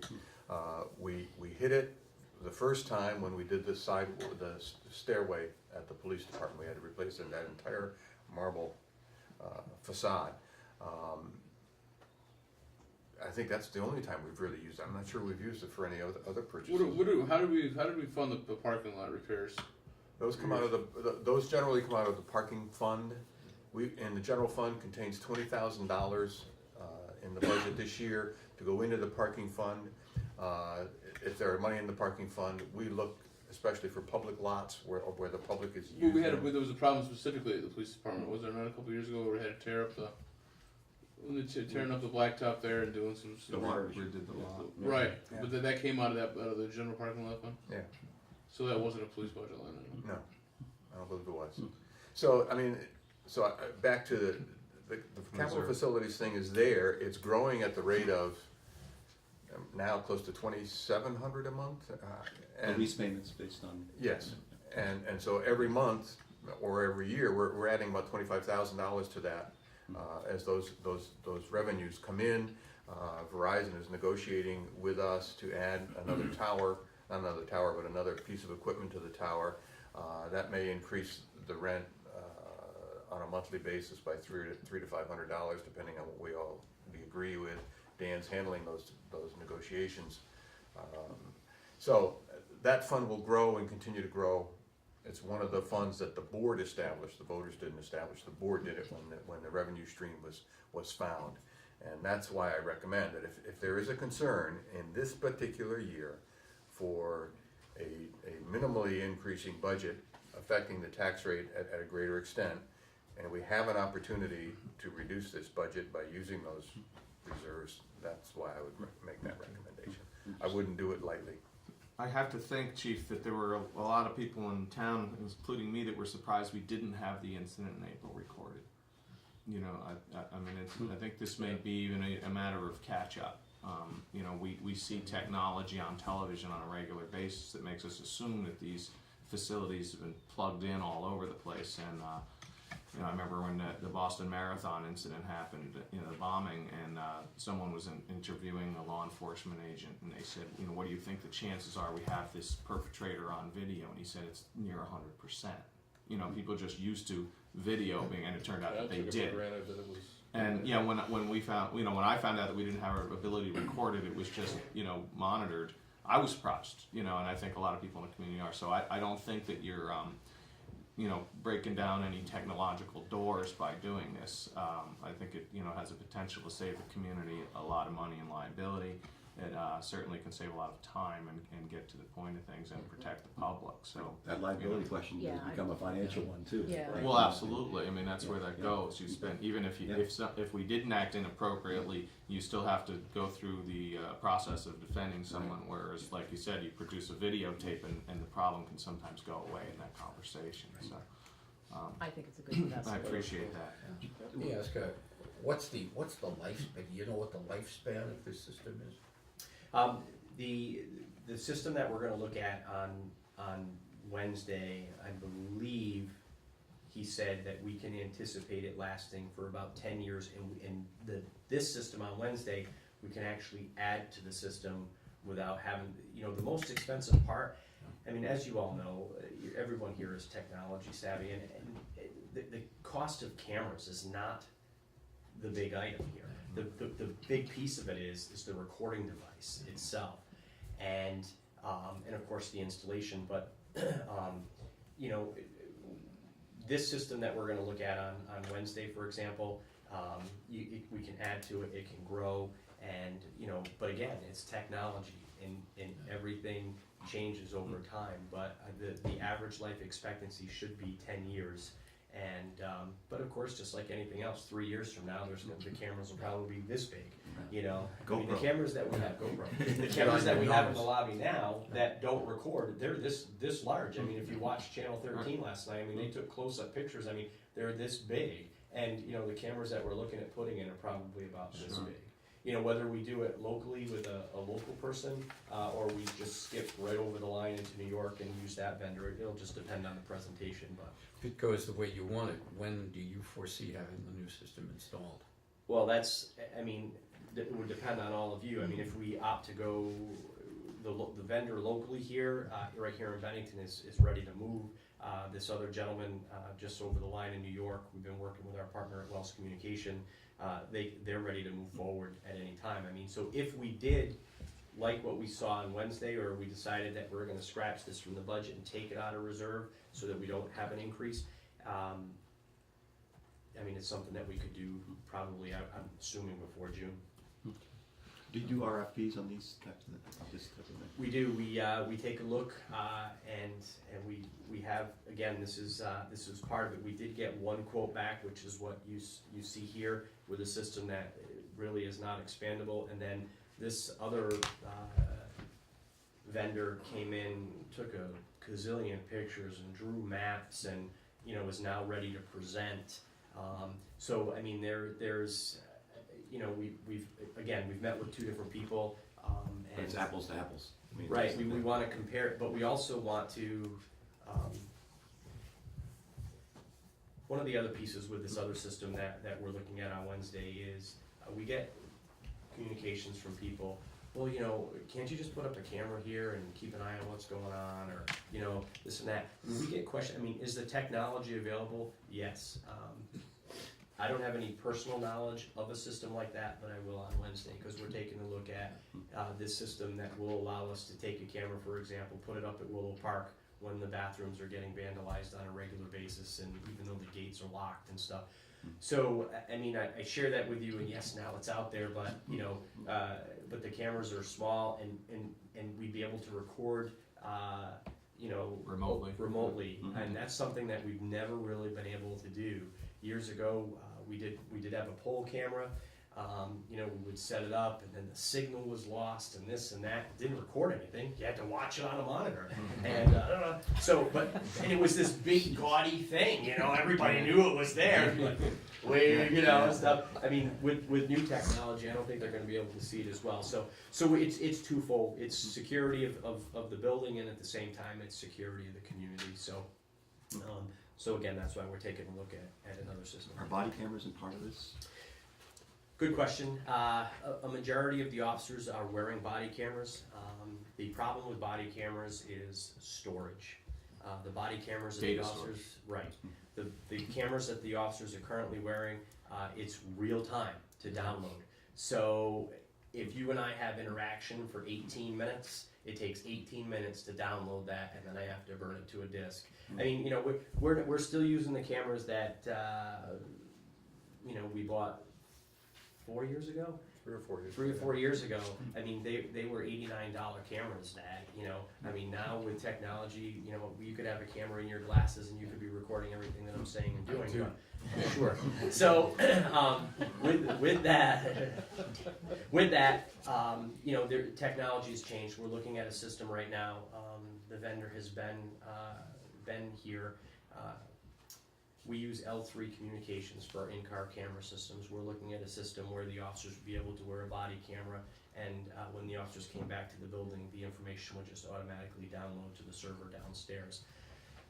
The problem is, again, is storage. I mean, it's huge money for the device to store all this. And the question is, there's nothing out there that says, we have to hold it for this long. Some departments are going with a 60-day purge, some are going with a 90-day purge. The problem is 6 months from now, John McFadden comes down and says, I don't like the way Paul Doucette treated me. He pushed me around and beat me, and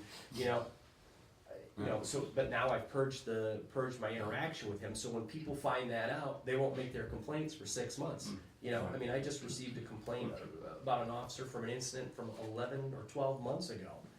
I mean, And then there's a veil of doubt that, they deleted the video, right. that becomes Why a do they whole other purge? issue. Because, and people don't understand, that is the most expensive piece of doing this is storage fees. Yeah, and once you store it, then you have to back it up, and you become liable. Right. I mean, it's like any IT system. When you have big files, you have a lot of liability. One offside question. Sure. You've always been good at getting grants for things to cover expenses. What are you seeing? Are you seeing grants dry up? Federal grants are drying up. Yeah. We're seeing that now. Through my participation in the Vermont Chiefs of Police Association and my sitting on a Homeland Security working group, we've watched the money dwindle. I just worked on an RFP to go out statewide for in-car data terminals and computers in the cars, as well as MorphoTrack machines, which basically we take your fingerprints electronically and they automatically get submitted. It's so much nicer than ink. And we have one of those at the police department. It works really well. But we're not seeing the funding that we were a long time ago. And that was one of the things, with the end result in Ferguson is, when President Obama starts talking about, every officer should have a camera, this and that.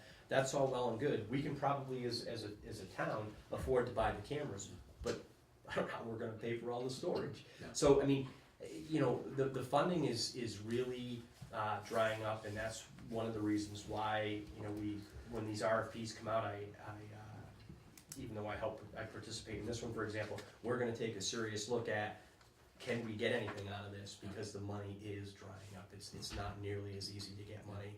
I mean, they're talking now about the Bulletproof Partnership, the Bulletproof Vest Partnership, drying up as well. And, Senator Leahy was key to the success of that program. And unfortunately, I think if you see Senator Leahy move on, or not seek re-election, I think that program will probably dry up, so. Thank you.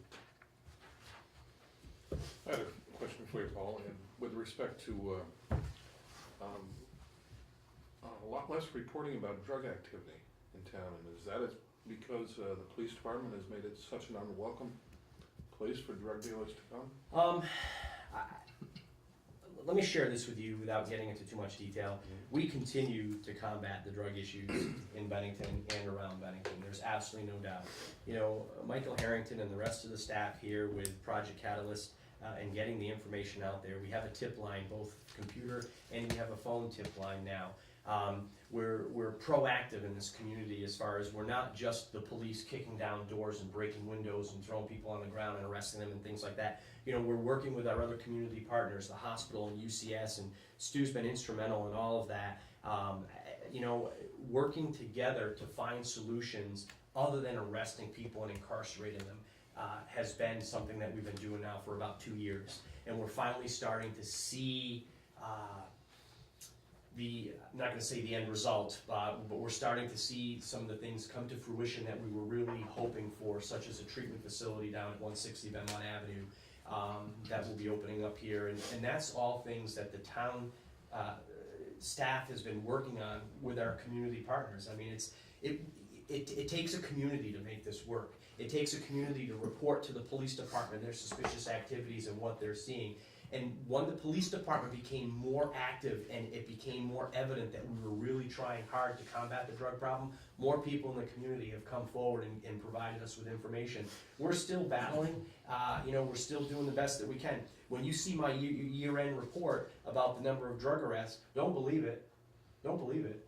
Because what happens is with people assigned to the drug task force and the bigger cases being taken on by the Vermont Drug Task Force, they're getting the stats for the arrests and things like that. Although we're participating in that, it's a state program, the task force, so they get all the stats for that. So when you look at the drug arrests and you say, oh wow, the drug, don't fool yourself. There's still activity going on, but another agency is getting, I don't want to say credit, but that's what it is, getting credit for those arrests, although we're part of that task force and we're providing information.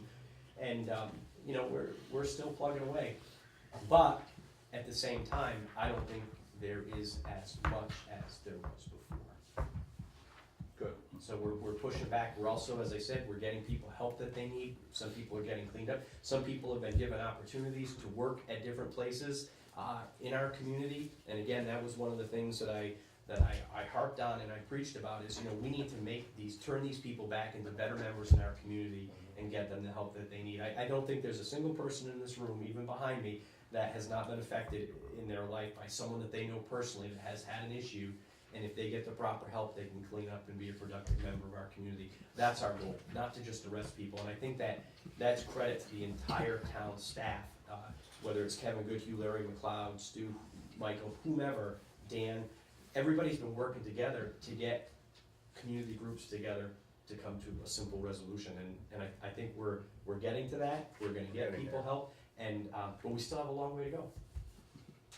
And is most of the activity still relegated to specific areas of town? It's different. I think that we've gotten certain landlords, for example, to see the light, and they're working much more closely with the police now.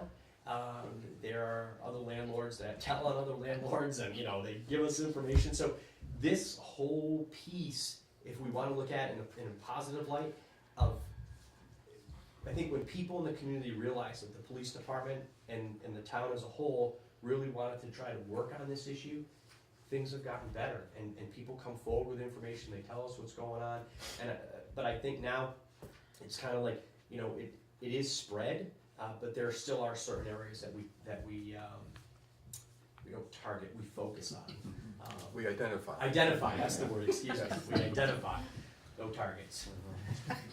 Well, Chief, I think, everybody's seen some of the work come out of it, the high profile stuff is obvious, but I mean, there's a house in my neighborhood, that was identified, and had the helicopter visit earlier in the year, and, I'm happy to say that they've gone back to being good neighbors. There's somebody who owned a home, raised a family moved on, he stayed, got into a lot of trouble, had some sketchy folks living there, and, they've gone back to being good neighbors. I'm sure somebody's watching them fairly carefully, but it took getting into trouble, they get pulled out of it with a hook, but they were in deep, and, so that's unfortunately how it went down for them, but, the results are there.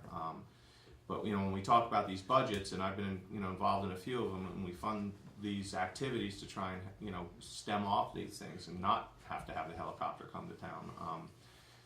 You guys pulled over a car that had $42,000 worth of drugs on its way to Rutland. If I got that number right. I mean, you think of a single business trip to sell $40,000 worth of material.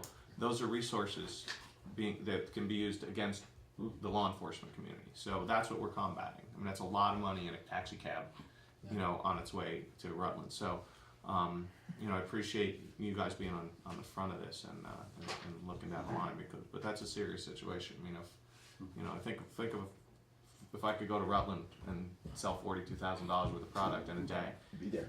Yeah.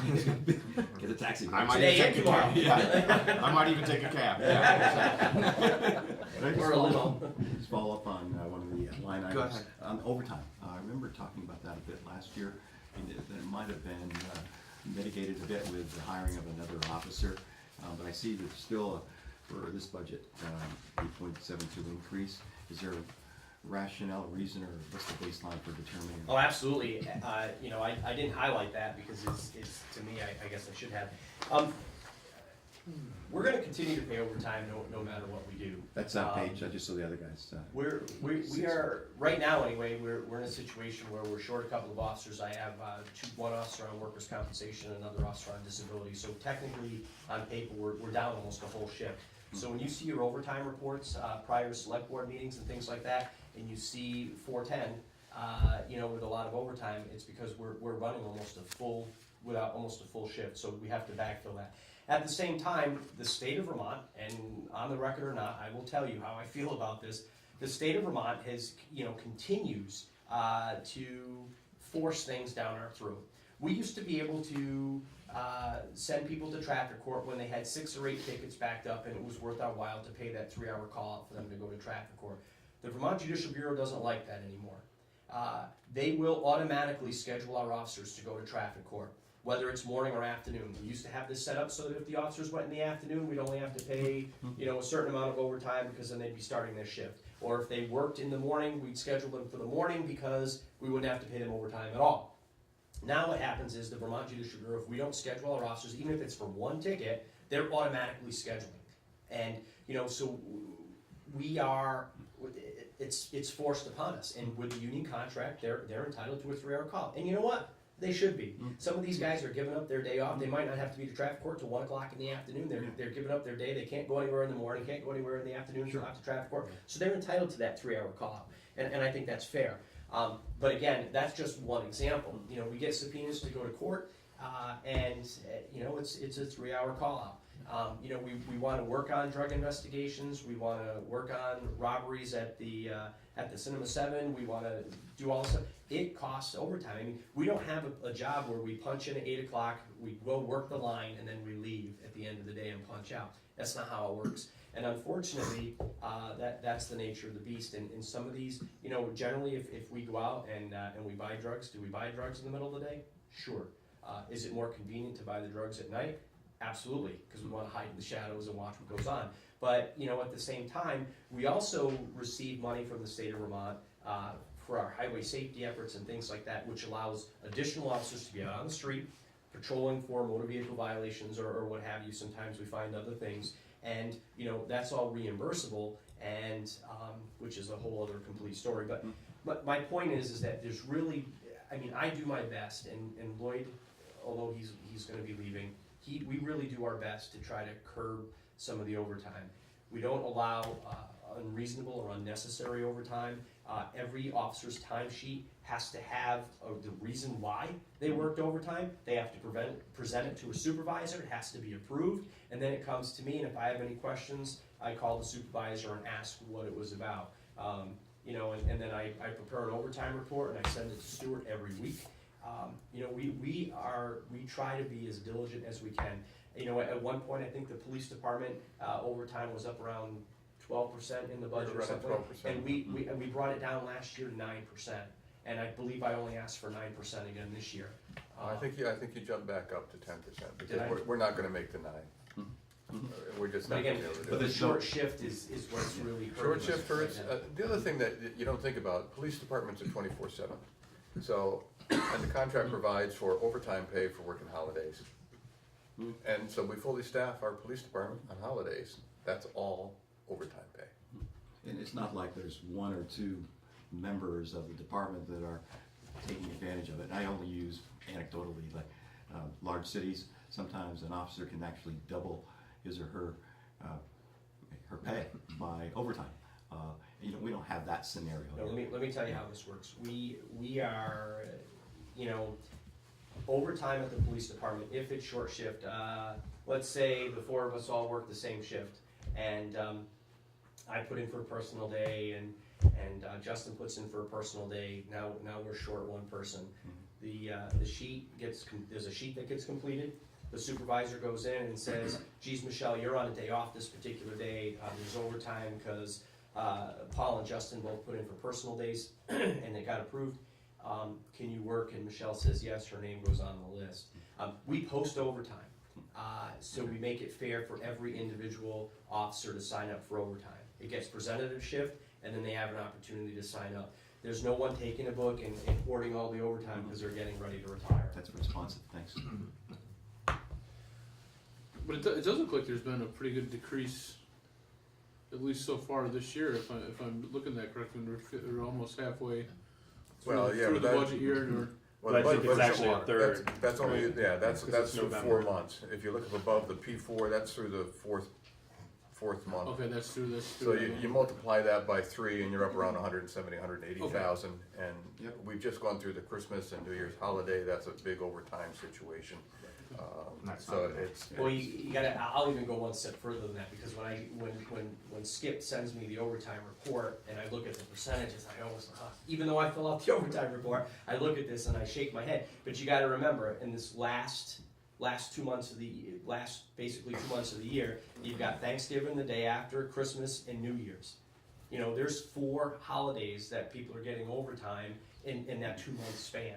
And, you know, it's a challenge, and so it's difficult to look at that, but at the same time, I share with you that, you know, we're short-staffed, and we're still plugging away and doing the best that we can, and I'm hopeful that, you know, with hiring the individuals that we're gonna be hiring, as long as we keep our police department up to staff to the best of our ability, you know, overtime will be reasonable.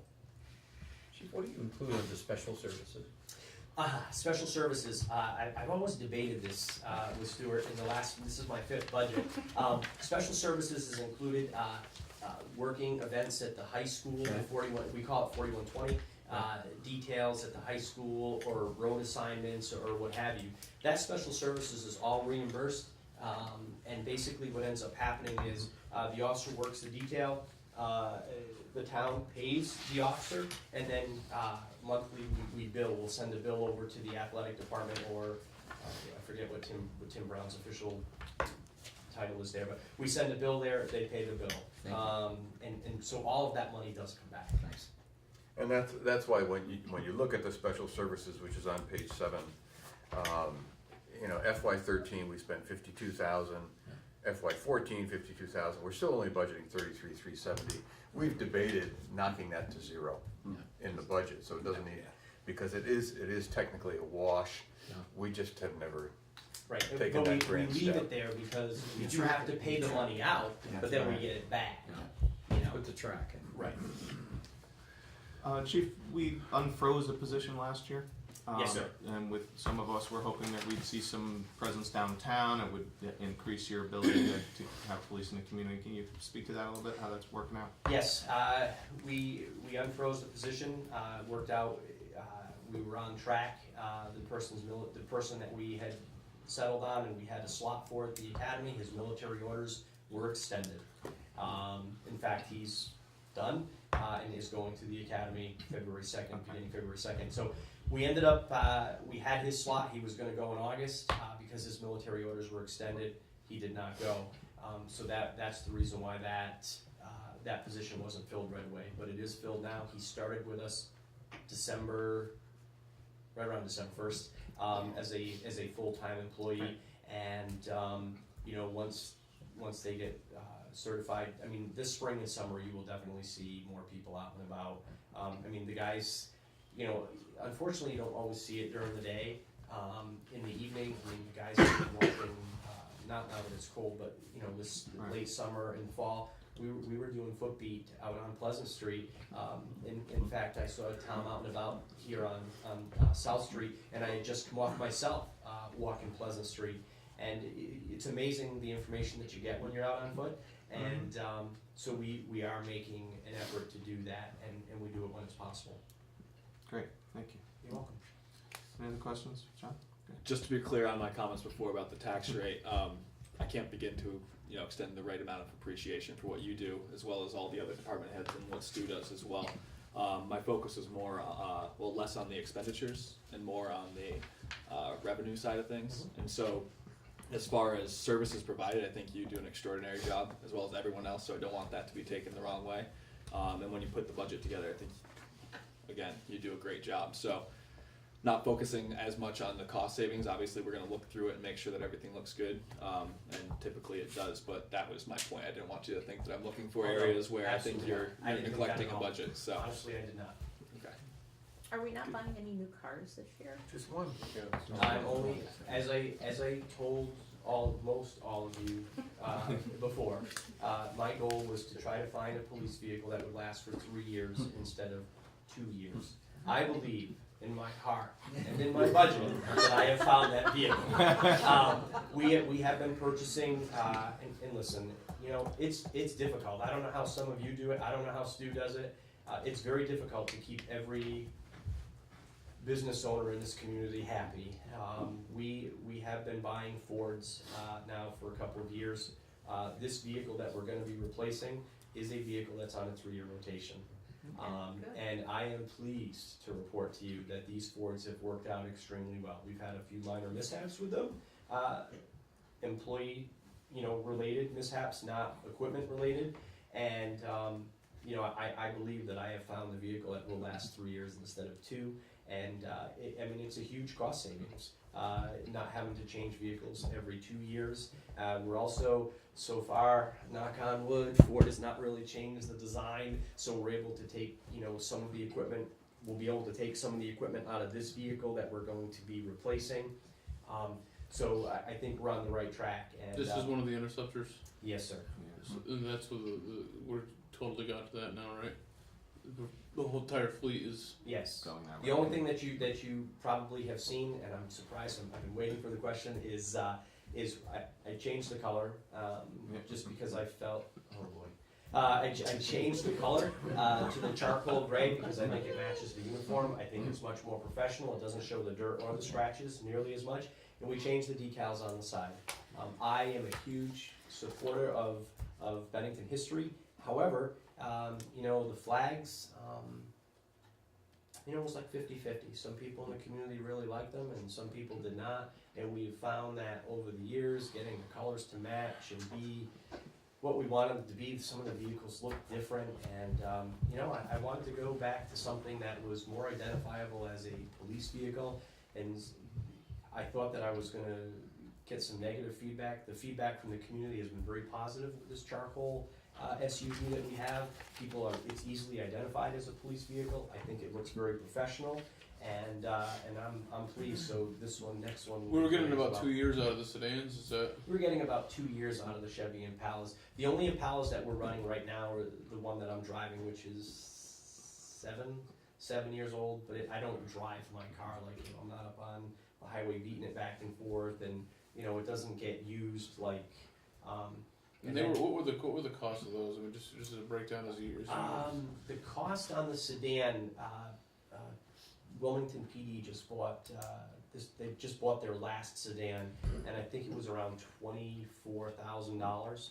And, you know, we're getting into these, for about 28, and we're getting an extra year out of them. I mean, it's so worth the investment. 6 cylinders, they will get up and move if we want them to, but, you know. So the extra $6,000 in that is an equipment purchase, an additional to the. Yes, we have to pay, the additional funding in that line pays for decals, pays for equipment transfer, pays for additional emergency warning lights, and things like that. Push bumper, you can't really take the push bumper that's been on the road for 3 years. They've got rust on them. I'm not putting rusty junk on. How's maintenance been on those vehicles? Maintenance has been great. You know, of course, just recently we had to pay a $900 bill for the one that I believe the one that we're going to be replacing. It just, you know, I mean, it needed some work. So are you trading that in, or is you gonna sell it, or? more than likely we'll rotate that one, and we'll make it a highway safety car and take the current highway safety car and either trade it off to Chad for something reasonable, or sell it to him, or no, I'm just kidding. We would sell it to him, or we would just put it out. I mean, there are police agencies or taxi cab services that will come and buy them. Melissa is very good about making sure that I know what our vehicles are worth, and in fact, she did ask me if we were going to be selling a vehicle, and I told her that we would be once we replace. So yes. Do you do RFPs for like the Ford? Do you send out RFPs? We do. We actually give Chevy an opportunity as well. But the problem is that the Chevy Tahoes, they're bigger, their fuel consumption is more, and they're just a high dollar item. I mean, they're probably another $5,000 to $6,000. I'm seeing those Fords everywhere. Yeah, exactly. As I drive around. Yeah. I mean, Police if you drive departments are around New changing. England, Yeah, police departments are changing even over the everywhere. Mass State Police Yeah. are switching everything to Yep. the SUV, and Yeah. you know, and it's nice in the sense. I mean, there's a lot of reasons, but you know, having stuff tossing around inside your trunk and having to go to the trunk, you know, and look for things with the back of the SUV, you can compartmentalize it. You know, you lift the gate, everything is right there for you. I mean, it's just it's right. Do you have a line And item in the budget for vehicle repairs? Yeah, under the 4580 account, 4580, 4580. Is that back in the fire or? 4180. No, So I'm what is sorry, 4180? 4180. Yeah. 680 at the bottom. On page Right above 7. buildings. Yeah, 4180, 680, that line includes vehicle maintenance, tires, what we pay for, maintaining our vehicles through the car wash and things How long like have we that. been running the SUV fleet now as a pretty much as a full fleet? When does that date back to, do you recall? Is that going back to 13 or?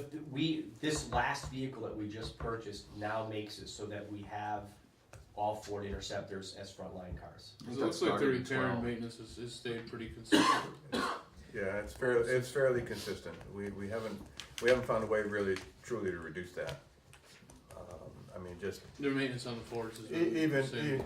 even with, I mean, Paul's now you're buying warranties, longer warranties on some of the vehicles. We're, you know, I mean, and it has saved us too. I mean, we just went through, we just had a transmission, and in one of the Impalas, believe it or not, we just had we just did a transmission, and thank goodness, we had like 3 months left. It was still under warranty, and it saved us almost $3,000. Sure. So being responsible up front is saving us, you know, down the road. But you know, also under, and gosh, I hate to bring this up, but I gotta be, you know, under vehicle repair and maintenance, we've had a couple of mishaps, as I've already you know, told you about. You know, when we have $1,000 deductible, and I think we paid $2,000 for insurance deductibles in the last 6 months. You know, I mean, it adds up. I mean, and let's face it, you know, 365 days a year, they're on the road all the time. I mean, we're gonna have mishaps. I mean, there's no doubt about it. You know, the officers are very responsible, but things do happen. Tires, I mean, we go through tires on a regular basis, I mean, there's no doubt about it. You know, when you look at the cost of tires, as you know, tires are very expensive. We buy our tires from a wholesaler, Mr. Wasik is great, about storing them for us, and then we just pay for the swap over. You know, you go to put new brakes all the way around the vehicle, just, you know, it's $700. I mean, and it's, you know, we have done better with, repair and maintenance as far as the brakes go. The brakes seem to last longer on the SUVs than they did the Impalas and stuff, but as years have gone by, we've had less maintenance, but costs have gone up part-wise, and I mean, you know, we do try. They'll get you somewhere or other. Sure. You run what, all-weather tires? We run, in the wintertime, we have a more aggressive tire on the SUVs, and then in the spring, we swap them back. But again, by the time you get through the season, it's time for new The tires. shot anyway, the Yeah. mileage you guys put on, Right. sure. So, Yeah. Do animal questions, animal control, is this part of the budget, animal control? Animal control is in here now, yeah. And is that a net with our reimbursement under, you know, court? It's a net loss. It's a net, yeah. I mean, I know we had one, What line item are you looking at, Jeff? I can't. Animal control, we have the animal control officer now is also in the salaries and wages account. And then some of the reimbursements are throughout as our training are essentially within the other budget. I mean, we have an outstanding judgment order against the guy who moved to New York State of, what is that one, 23,000? For the dogs in the bus several years ago. the dogs in the bus several years ago was just about $50,000. Still dealing with that? Yes, well, he never paid. He never paid. We also have a gentleman that was on Park Street. He moved to New York to get away from here. Stuart knows the story. I got the expungement paperwork because he's been such a good boy. And then the court said, "Oh, record's expunged," and I came unglued and did the research myself because I was very unhappy about this. Come to find out, he never paid. I contacted Jolene, wherever she is. He never paid us a dime, and it was part of his probation. And they discharged him satisfactorily? Are you kidding me? So I got very Got a civil action. unhappy. Calm down. And I did write a letter, and Stuart will tell you, The judge the judge undid Yeah. what they originally did. And, you know, he's still on the hook, but, you know, trying to collect that money. We also have, He's over in New York State now. right. Mm. Can you So- garnish wages in New York State? Yes. If he's Yeah, but working? you have to go through a judgment Yeah, process. you gotta go through a judgment It's process. not But that still. easy. So we're, you know, That's how we much also, it is. we also, we had the, without any names, we had the case up on East Road, that's cost us quite a bit of money. But I have kept on top of that and been in touch with the victim's advocate several times. I'm putting everything in writing, everything is documented. You know, again, Westbound Animal Hospital was wonderful to work with, and they've been very helpful. And, you know, Jennifer Billert did a great job as our animal control officer, and the staff did a great job in trying to adopt those dogs out. Some of them were euthanized, unfortunately, but it's what had to be done. And of course, there's costs associated with all of that, and we're on the hook for that because we have to pay our bills, or no one's gonna work with us. But we are hoping for restitution on that case. So animal control has been very costly over the years. I mean, don't forget the cat caper we had down at Aldi's, AKA the Aldi's cat caper. And if you watched the news a couple of months ago, those same two people were just arrested in New York again. So, I mean, I had more cats than them. yes, and thank goodness Oh, it was in really? New York. Yeah. But What was the dogs that we all suffered over? Is that Yeah. fellow still enjoying He's housing and he's at a dining retreat. facilities? Yes. Yeah. Is there a canine officer now? Yeah, is that? No, okay. There's The state police handles that. we have to, at this point, rely on the state police or the Rensselaer County Sheriff's Department. And maybe before I leave in 8 years, that's something that we'll address again, but I'm not ready to do that right Yeah, now. gonna have to I see it's convince still me a that line it's item. worthwhile. Wondering if you need Well, it's there, but, Yeah. we really didn't have much luck. Okay. Not only with the But it was- officers, it but was- the animals. Yeah, you know, it was more of a, I'll say it was more of a handler issue. You know, unfortunately, and it's like this in a lot of departments. we interview people, and what is it that where would you see yourself in 5 years? Well, I wanna be a canine handler. Well, that's all well and good, but you gotta start at the bottom. Oh, yeah. But, people don't realize how much work it is. And then all of a sudden, you give them that responsibility, and then they want overtime to put a bowl of water down on the floor for the dog when they're at home. I mean, come on, we need to be reasonable about this, and that's, we've had issues in the past, but, having a canine is a huge asset to a lot of police departments, and, maybe someday, I'm just not ready to, I've got a lot of irons in the fire, I'm just not ready to take that on, and I don't think Stuart's ready to allow me to take that on. Just do not take that on. I did, as one of my projects, at a leadership program that I attended for 2 weeks, my final project was on a canine program. I wanted to be able to someday come in and present to the board. I have it on a thumb drive if you'd like to see it in my office, not here. But it is a vision to someday maybe bring that program back, but with the right dog and the right handler and under the right circumstances. So, but there's costs associated with that I'm just not willing to take on right now. Anything else for the chief? Yeah, just the top line with the salaries. You said we had 4 new people in training, so I'm assuming that those 4 new people would probably come in at a lower cost than Yes, sir. going out. As I explained, under the union contract, there is a step system, and I know you don't have this sheet, but I do have the 4 listed at the lower rate, and that'll be for the upcoming year. So is the $29,000 increase the assumption that there's going to be an increase in wages across the board that will offset that decrease with the 4 people? I built in a 2% increase, just using a number of 2% based on conversations we've had at staff meetings and the fact that the union contract is up or due, and that I assume that the union employees would see some type of increase, and I figured it at 2%. Okay, so that 29 is the offset of that 2% against the decrease. And keep in mind, as Stuart explained to you, I also now encompass animal control salary, whereas 2 years ago that was Separate budget. It was a separate budget. So some of the increases that you've seen are as a result of an increase in animal control, and we're still paying our detectives, rightly so, to be on call, and that's a big chunk of money. And so there's a lot of little things in there that you have to take into consideration, but that's what that 2% is. Part-time dispatch is another huge expense. Right. We Having people who can fill in right effectively as a dispatcher. effectively is correct. Okay. I mean, part-time dispatch coverage costs me about $70,000 a year. And that's no benefits. I mean, that's just right. We provide. I am pleased to tell you that I did work out, as I told you I would last year. We did work out and negotiate a new agreement with the Bennington Rescue Squad. That's true. I don't know if you want me to go into the details on that. Well, sure. I mean, it's part of the revenue stream, and it is shown. Right, but it is something that I told you I was going to work on, and they are instead of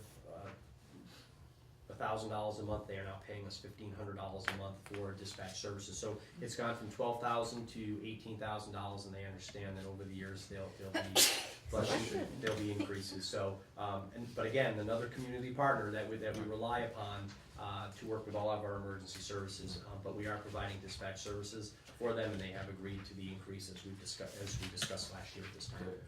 Good, thank you.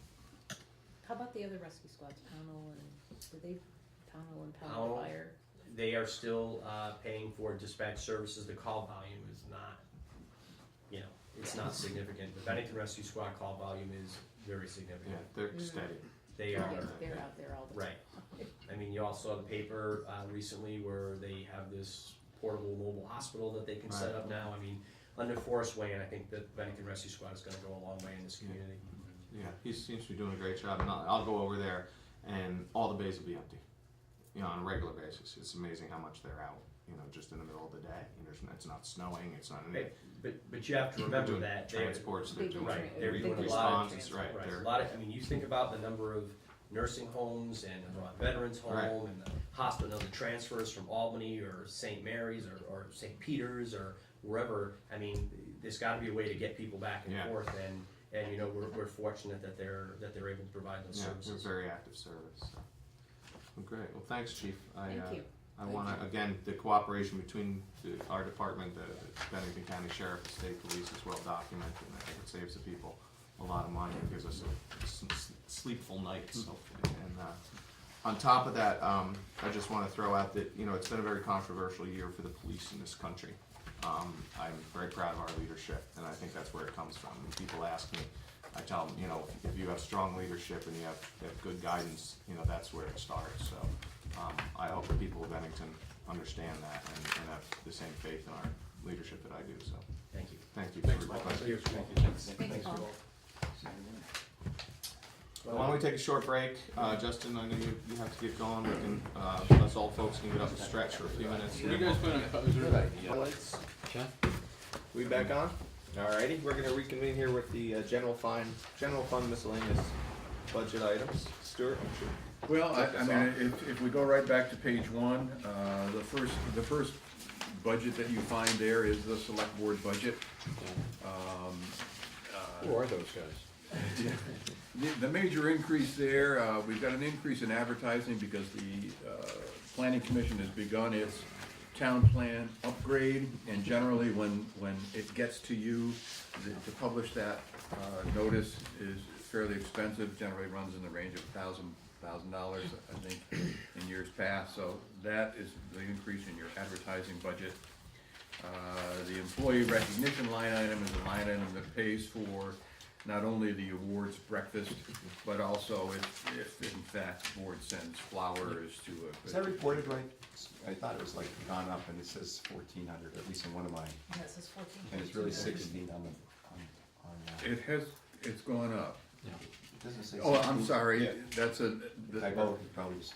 this went up Oh, yeah. from 1,200 To 1,600. to 6. 16, so it's Yeah. 18. No, the total line item Went is from 14 to 1,600. 16. But the employee recognition went from 1,200 to 1,400, that should have shown as 1,600. And that's simply because of the cost, of that particular event, which is well loved by the employees, by the way. Is that breakfast? And which And we should so all we attend. actually did a lunch the last couple of years Oh. instead of a breakfast. We should attend. I yeah, think they appreciate it when we yeah. show up. I Yeah, go well, occasionally, walk in not and necessarily you, sometime. Sharon, but other. But how come I'm the only one that shows up? I don't know about it. Yeah, I didn't even know about it. They're no longer working, I'm not really sure what's going on. You'll see more of me now. The manager's budget, up 2.39%. That does not include an increase for the manager at this time because the board sets the salaries of the manager, the treasurer, and the clerk. So those are all level funded essentially. The majority of the increase here, I think, is due principally to salaries.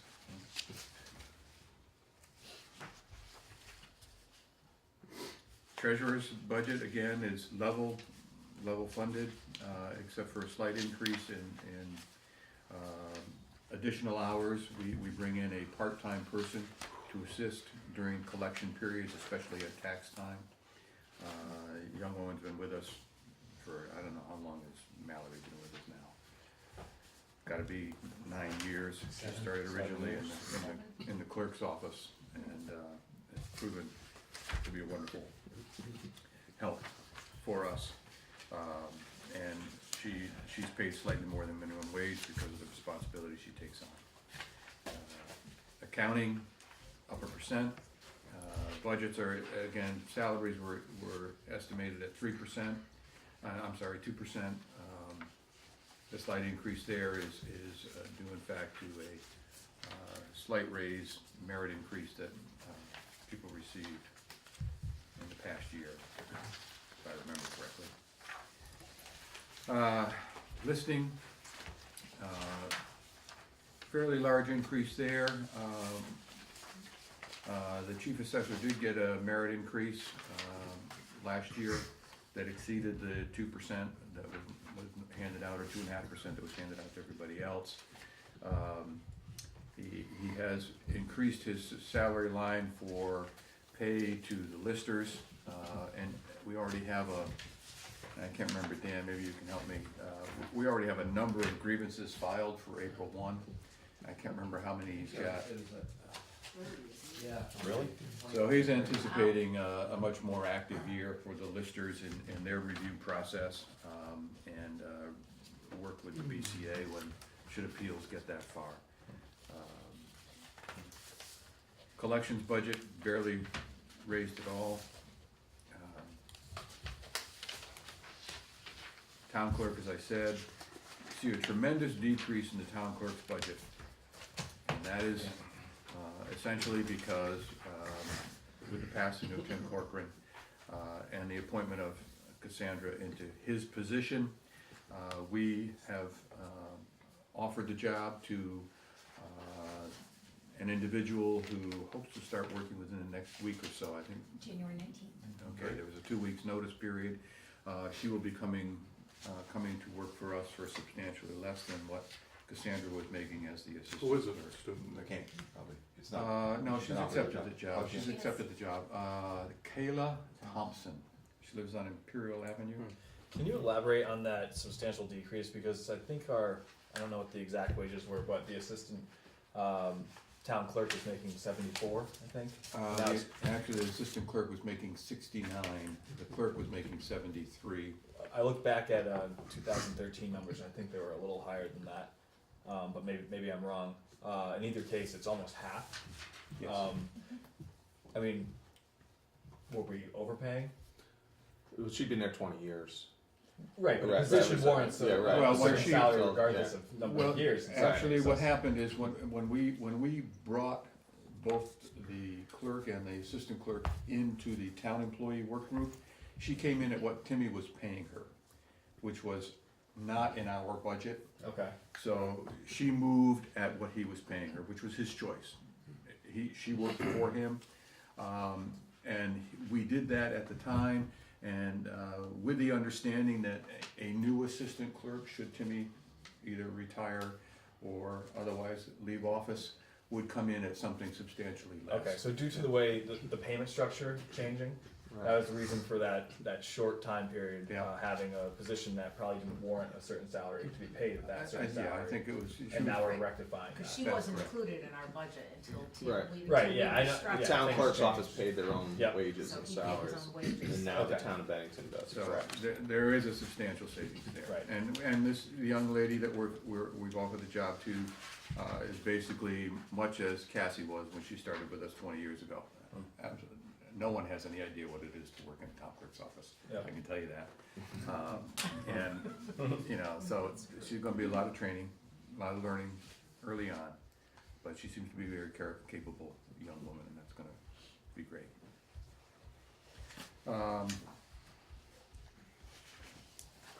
Permitting and planning. Here again, Dan is in the principal reason for the large increase in salary. As the assistant manager, when I made that appointment, I said I would increase his pay substantially over the next 3 years. And this FY16, I think, will be the third year of those increases. Am I correct there, Dan? So that'll level off. That'll level off unless, of course, if he wins the FEMA appeals, I don't know, he might have to get something. Some vacation.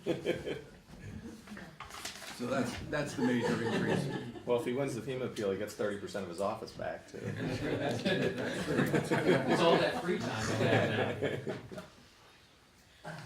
now. So, Mike's budget is actually down 3%. Simply because of the way we've restructured some of the marketing costs. And you have a memorandum in your packet for the next select board meeting. But we're proposing to take a fund, the micro loan fund, which has about $130,000 in it. We're not using that for what the board had set it up to do, which were these low cost, quick loans. We really had terrible failures in those particular businesses.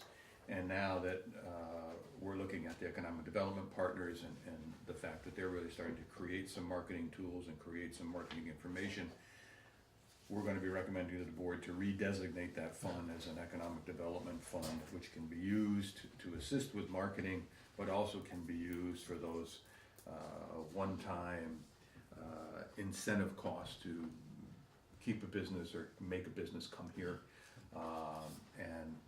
So we're able to reduce Mike's budget a little bit, taking some of the marketing costs out of there, anticipating that you would approve this changeover. That's about 130. 130 grand. Yeah, 135.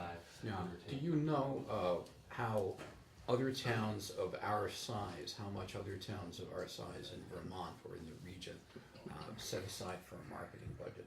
No, I don't. Can we get that? Can we get that? Yeah, that's a somewhere? conversation we've had just about, you know, to the extent of the size of our budget and what we're trying to accomplish, you know, Yeah. what would be an appropriate municipal marketing budget, because, you know, we constantly hear people say, we need to get the word out on, Yeah. you know, that's not that easy anymore, you know. Yeah, and I think and Mike can help me here. I think when you've got like the Rutland Redevelopment Authority and you've got people much like BCIC and BBC in other communities are doing a lot of that work. So I don't know that municipal budgets contain a lot of money for marketing. Perhaps Burlington does, I don't know. But most of the small towns in Vermont rely on their regional development authorities to do the marketing for them. So. I just don't. But we can feel- confirm, yeah. maybe don't we can think put we're- together some information for the next Sure. time. Yeah, I can pull some stuff. I mean, it is regional development associations, nonprofit associations, collaboratives. I mean, it rarely is the municipality itself that is marketing its community. But I think also too, the piece that you'll see in what Stu's talking about and what we can discuss at future meetings, not just marketing, but he mentioned those one-time incentives, and it could be I think the thing that we have to identify with if we decide to switch that fund over is that it's really meant to forward the efforts of the economic development plan that was adopted by the select board in May of 2013. And so there are a number of initiatives that are in the plan, and there are a number of initiatives that, you know, opportunities that have come up since then, and this fund should go towards furthering those efforts. We're having that discussion this week. Can we hear it? Well, you're having a presentation at the next meeting by the Economic Development Partners. They're gonna rediscuss the matrix and how it's formed and how it's changed. I think you'll be talking about some of your successes and some of your, and then the futurist plans going together. You'll have in your packet that information about that new fund. We didn't put it on the agenda at this time because we wanted you to be able to hear what the partners were talking about. And then you'll have And the information. it's in there as an FYI, and I think our hope would be that once we get through next week's budget meeting, that there would be an opportunity to discuss it at the end of next week's budget meeting. I mean, to get back to John's point on revenues and whatnot, you know, a lot of things have been, the town is being looked to do a lot more things in economic development and whatnot. We rely on grand list increases and business and stuff, and I don't think you can accomplish what a lot of people are asking us to do without going out there, you know, without throwing a line in the water. once That's in a right. while. Spend money You know? to make money. Right. Yeah, so, you know, we may have to start thinking a little more aggressively about some of these things if we expect to accomplish anything And- different than we've done in the past. And one of the things that I think is really great is that there are some really great examples across the state, how other communities have done that, so we do have the ability to benchmark ourselves against what other communities have done and what is the return on investment then. And you all, you know, have heard the conversations recently about the trip to St. Albans, but there are a number of communities Sure. that have taken development funds and figured out different ways to spark investment and redevelopment within their community. And, you know, to go to John, you know, your grow the grand list, you know, that's certainly gonna be the, I think, the underpinning. Going to what Greg is saying, there's gotta be a community interest and investment in the public side of the investment process. And obviously you don't wanna impact your budget so severely that folks are gonna say, yeah, we're putting money in, but what are we getting back? But I do think the community has to think about putting in a dollar amount each year on the reserve side of things, to. Waiting for that fish to bite. Yeah, The lines in the Yeah. water. Well, and it totally is, I think there's two pieces to that. One is La Flamme's is a good example of, where we had the lines in the water, and when the right person and the right opportunity came along, we were able to capitalize on that. We didn't have to start from scratch, because we had a lot of things ready to go. And the other piece to that too is, it really is we have to have a long-term vision, where, you know, a $50,000 or $100,000 injection into a project is not gonna pay off within 12 months. You know, you have to look at the 5 to 10 year payback on the redevelopment of a vacant parcel, Yeah, and I just what does wanted- that mean in the We ground? Yes. want to make sure that we Yeah. have the $200,000 or $300,000 available Yeah. as that investment, because right now, we can just say, tax stabilization, a few other opportunities, but we don't have any real casting ability. And I think that's what. At presence too, I mean, we've seen, you know, the Bennington Young Professionals brought the tech summit in here, you know, there was an entrepreneurial forum in Pittsfield a couple of years ago. You know, I envision Bennington, Vermont as having a presence at those things, you know, not just somebody walking around, but, you know, a table or a booth. Bennington, Vermont, these are our industrial parks, this is what we can do, you know, and if Michael has an opportunity to do something like that, there should be something in the budget where he can get a table and be there. Somebody's looking for a place to set up a factory or a store or, you know, something like that, we should be able to tell them what we have to offer, and at least get them in the channel, instead of just relying on, you know, regional entities. Well, so go ahead, Sharon. No, that's all right, I was just gonna ask if it's gonna be in a reserve that we can. It would be like our other community development funds. It would be held separately entirely, tracked separately. The expenditures would be approved by the board based on a presentation by Mike and our partners. I think the way the fund is set up wouldn't change, simply the program description would change. So right now it's gonna be a loan type of thing? Not necessarily. No, I mean, we can change Expenditure. the description, it'll probably remain in the same account that we have with the bank right now, and I don't see it being moved out of that Right. account. Might be a Right. grant. And the only thing would be whether or not the town at any point decides to add back to it as funds are extinguished. Okay.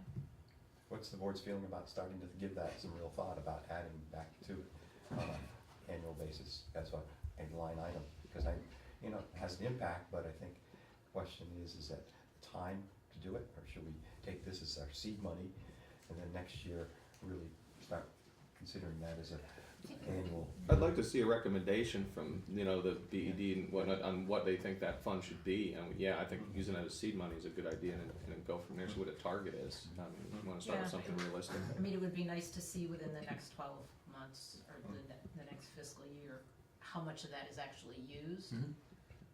If we're gonna aggressively, you know, add or deplete it, I Right. think we do need to Yeah. replenish it We also. can look back at maybe some opportunities we wish we'd taken advantage of, things that we didn't do because we didn't have a budget, or things we could People have that might done. have moved out for a certain dollar amount. Yeah, What can something we like that. chase? I mean, I was reading a story about, one of the businesses that was in the Holden Leonard Mill, the Benmont Mill, in the late 1800s, and they got a 5-year tax break. You know, that's, and like, we've been doing this for a long time, yeah, and to start the business, yeah, and you know, so I think if you get a feeling from you and the partners as to what some of those opportunities might have been, and when maybe we thought another agency was gonna jump in and they didn't to the level we'd like them to, and, you know.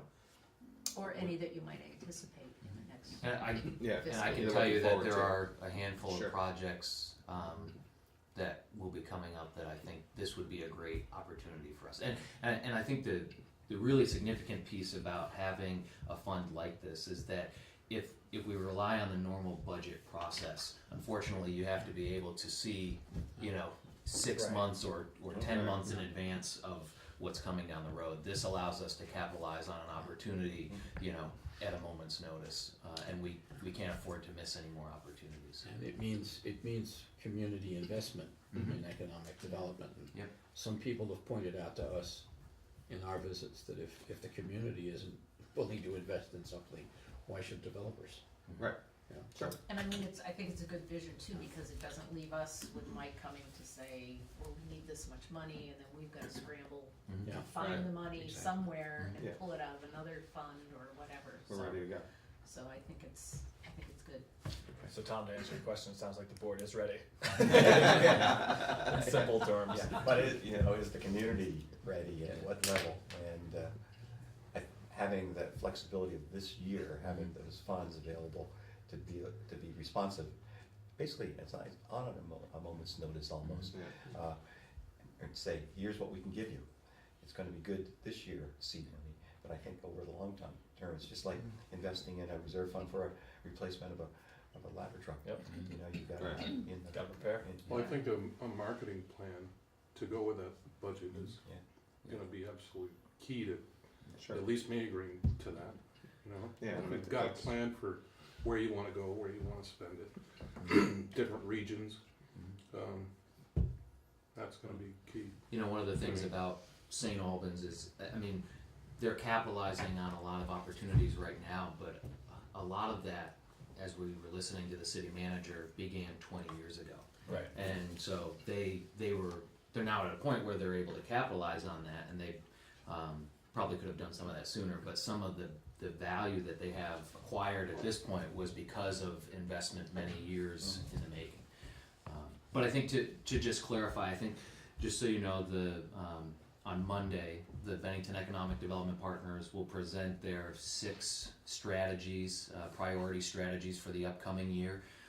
That's on top of any strategies that are currently underway, and there are a handful of them that are still underway. That progress continues to be made. They've created new subcommittees based on what those strategies are, and that better meet the needs of the development plan. So you'll hear that, and it's really meant to be an FYI. This is where we're at. And then from that point, we can talk at the next budget meeting next week about how we might want to prepare that fund and change the designation of that, and what the long-term investment would be. Sounds good. Thanks. Back online, if we've moved past economic and community development. The administrative services line is generally the catch-all for all of the contract expenditures that we have for our health insurance deductibles, which we've budgeted at a slightly higher rate this year in order that we don't fall into a negative on the payment of those deductibles when people use them. The additional pension expense is set by our agreement with the Beamer's board when we joined. It's a 30-year process to pay back some unfunded liability we brought into the program. So those costs are set by Beamer's in our payment plan, and they will actually start to reduce a little bit next year, isn't it? Okay, I'm not sure the exact year. Yeah, it's But it's next coming year, up. the year before, it's coming up. Yeah. In a few years, we were gonna be on that scale, but then it's gonna start to dramatically churn, and that's, we Yeah. see the Right. cost savings. Right. So and that's coming, and that's good news as well, I think. Now, what's gonna happen with the insurance this year? Uh, We had a the- 6-month grace period, but haven't they For- delayed the? For single payer thing? 2015, calendar year 2015, we will be staying with the current plan that we have. Employees are contributing 14.5%. I'm not recommending any change, even though we are going into negotiations with the employee unions. Should be sometime later this month or beginning. They've had some problems finding a negotiator. They now have somebody on staff, so that should be happening pretty soon. And then in 2016, we move into the exchange, the Green Mountain Care. The budgets were built using the second level plan. I think it's called the Gold Plan, just so that we'd have enough money to understand what those costs would be. It's actually a savings over our current plan. But those are gonna be negotiations, and we'll see where we go as we move our way through that. Obviously, you folks will have input as to what we accept. I can tell you that in 2017, the Affordable Care Act begins its penalty phase. If you're an employer and you're offering a health plan that is considered too rich, you and your employees will be penalized, you will be taxed additional funds.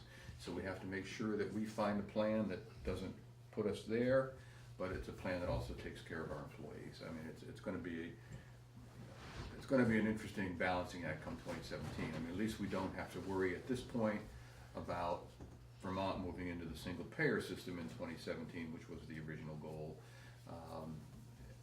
But we still have some conflicts between what Vermont is offering and what the Affordable Care Act proposes, and the timeframes are slightly different. And That's dynamic too, at the Can't national wait It till is that done, hits yeah. the schools. I mean, it's by guess and by golly. But to get back to the gold plan, the way that arranged, we self-insure our deductible. That's The right. savings of going from the gold down to the silver would have been a change in the deductible that really didn't help us at all. Being at the gold actually optimizes our savings as a municipality with a better The actual, but the product. costs for the plan Right. itself, as in this year, are actually less than what we're paying. than what we're for- paying now, Yeah, right? But what we're if paying we now. jump from what we're doing now to a silver plan, we don't really experience any of the savings because of the way we handle our deductible, is the way I understand. Because the Well, deductible's so much bigger, our exposure on the silver plan is larger than on the gold plan. That's correct, Right. that's correct. The silver plan does have it's a high deductible plan. Right. And so we're still, if we decide to continue to self-insure a portion of that deductible, we're still where we are. Because it is the same high deductible plan. And that practice has we saved us quite a bit of money, Yeah. so Yeah. that's how Stuart have. arrived And at. the gold plan has a lower deductible, lower out of pocket, so we might be able to argue, well, I don't wanna give away Right. negotiating strategies. I'll just shut up now. We're working on it. But that's how we got there, it wasn't just, that one, so. The major expenses, or new expenses, Michelle, working with the police department, because they're replacing many of their phones. We're actually gonna be replacing all of the phone sets in this building. We're getting them at a really good price. But it's an expenditure, but our phones are in excess of 20 years old. Staying with communications, with the computer, last year, what's the situation with replacing the networks and all of this stuff? We're actually making some moves in this fiscal year with some of our network capabilities and internal computer systems capabilities, using monies that are available to us this year. So we're gonna be doing that. And the phone system, as you know, we've moved to broadband in this building. SovereignNet is finally converting us at the end of this month On the 14th of January, I from believe. the hard line to the broadband. So the whole phone system will now be converted over to broadband. So we'll be down for a period of time on the 14th while they make that conversion. But right now, at least it's our understanding, we're able to do that without any additional cost for the phone system itself. So really, we're just gonna replace the equipment, and we've done all the wiring changes over time as we've moved towards the broadband use and internet use of various systems. So, moving on, buildings and grounds. Before Go the ahead, yeah. administrative services, the professional services line item, budget item, seems like low compared to what we see in like the warrant, seems like that's a lot. Yeah, and it is low. We have always budgeted it artificially low because in the administrative services, I'm generally the one that is using that for legal help. And the only time it balloons is when we run into a situation where, for whatever reason, we've got to bring town council in on a long-term basis on a particular problem or a plan. Normally, our biggest professional services cost generally comes from the permitting and planning office, because they are routinely starting court actions against violators who need that incentive in order to comply. Just get the chief, he'll take care of it. Yeah, I know. So yes, we budgeted very low, and you can see in years It's not past, we've had to overspend but it hasn't affected the overall bottom line of the general fund. When we find ourselves in those situations, we generally make allowances elsewhere in the budget to try to soften that blow. Melissa shuts me down. Really? That's Buildings and grounds. Buildings and grounds, relatively similar budget to years past. We've actually reduced the repairs and maintenance budget slightly because of some of the work we were able to accomplish over the last several years. But this budget contains an energy audit for the town offices and the blacksmith buildings. It's $1,000 apiece. It's not a big ticket item, but that $2,000 is in the budget this year. I think the last time we did an energy audit here was back in the 70s when that was the important thing. Fuel costs were rising and everybody was panicking. And so I think it's well past time that we did that again. Is our lease with them, I know it's pretty nominal. In fact, both, it's still nominal, but both BBC and BCIC have been notified that we will expect a $500 per month. $500 per month? No, $350, I think. $100 per We month. went up $100. Yeah, increase, beginning July 1, Good. the beginning of this fiscal year. They both accepted that. The other increase on a lease, that we're looking at increasing the lease payment with the Meals on Wheels program as well. They've taken over a little bit more of the building. They've had a very successful operation there now, and so we're gonna be raising their rent as well. They're currently at $650 a month, basically covering the cost of electricity. Yeah, got water too. Just a general question, Stu. On our propane and our fuel that we use, are we locked in at a certain price or do we get It fluctuating? fluctuates. It does fluctuate? Yes, when we bid the contracts, we bid them based on a cost over the Port of Albany price. Okay. So as the successful bidders always reduce their profit and overhead line. That's where they win the bid, and so we pay so many cents over whatever it is. So it fluctuates, yes, Okay, with So the we cost at the Port of Albany. come down. But, well, I mean, you look at the price, I mean, gasoline's dropped 80 cents a gallon in the last year. Propane is coming down, so, I mean, I read the other day, the city of Montpelier invested a ton of money in their heating system, underground heating system. I mean, if you'd been in Montpelier while they were working on that project, all of the main streets were all torn up. It was a terrible place to be. And they're now finding that they're actually losing money using the system because the cost of fuel has dropped so significantly. Huge Good investment. backup. Yeah, That'll be come. short term. It'll pay off. I mean, we have reduced our budgets, recognizing that the fuel costs have come down, not as significantly as they have today, but we did reduce them all throughout the budget because the long-term projection is that they're likely to stay low for a fairly long time. Okay, thank you. Okay. And then the flood control line item, this is a relatively new account. We did keep, I think there's 6,500 in there, and that's the major increase in that particular line, and we're on page 6 of 18. And that is to work with Roy Schiff, our current scientist, to, and Dan, explain the plan we're developing. Hi, everybody. This is a proposal that I worked with Roy to put together. What it will do, it will give us the information we need to go to, and actually this is an all-inclusive cost, but we would go to the state of Vermont and the U.S. Army Corps of Engineers so that we can have an annual maintenance plan for the Roaring Branch so that we will not see so that we can remove sediment and not allow sediment to build up so that it would be at the dangerous levels that it was before and after Irene.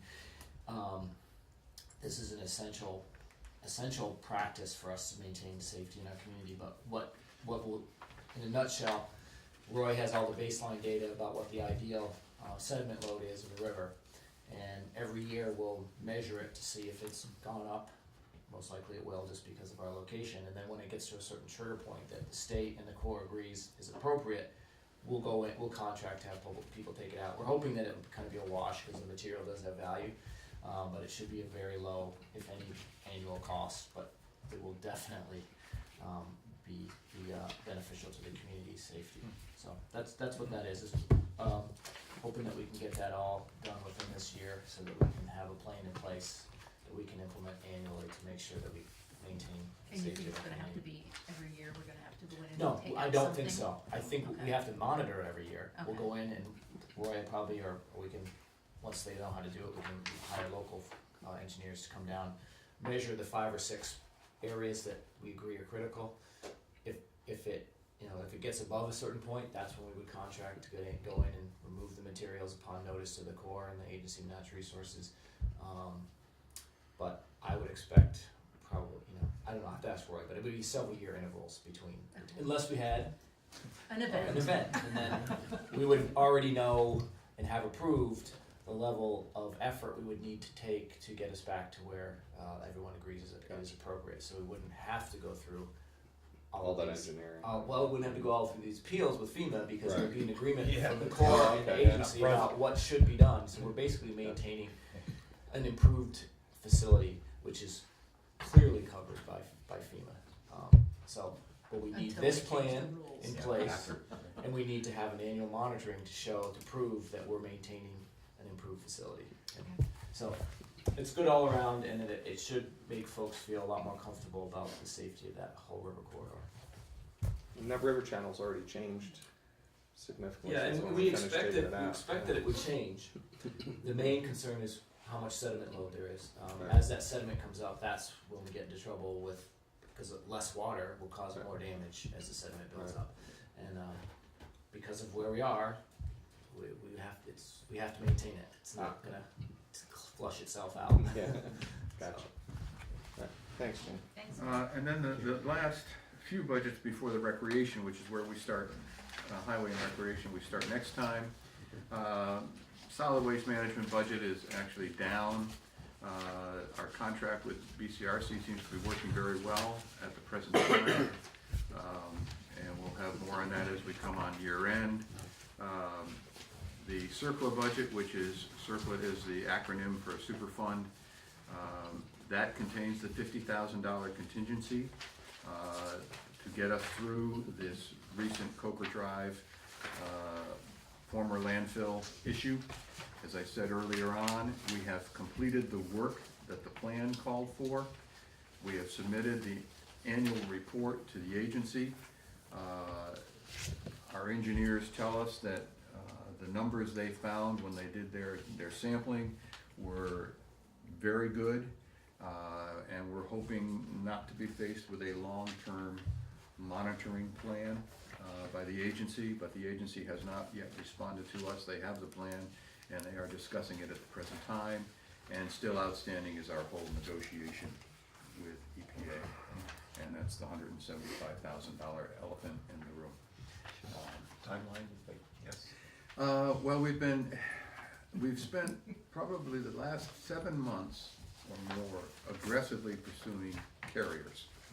As I indicated to you last time, we do have a settlement with one of the carriers, and that basically pays for the expenditures to date.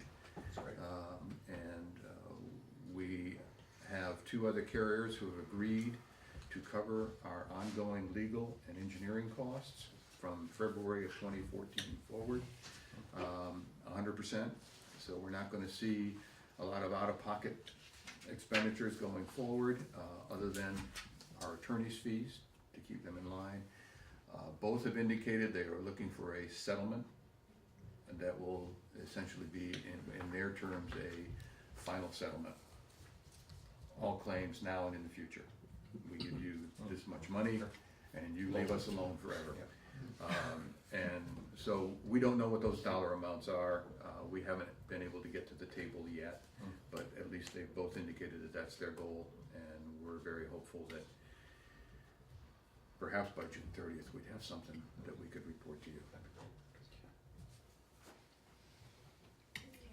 And that's it, I mean, we're really at the recreation budget now, Okay.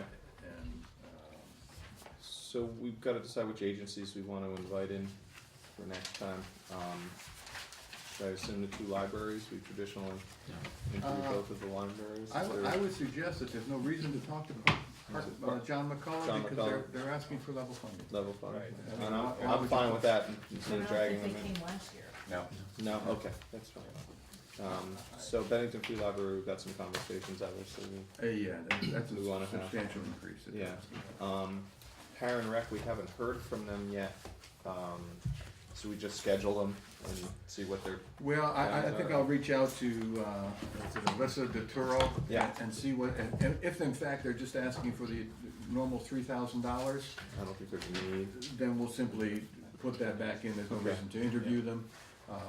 I know they do have some building issues that they're looking to future to deal with, and I think they may be looking at some, I think you mentioned, Ray, they were looking at potentially a fundraising effort. Yeah, they have issues, their building needs to be replaced at the lake, our building, at at Lake Perrin, is not safe, it's not usable much past, the winter, I think, is what they're expecting.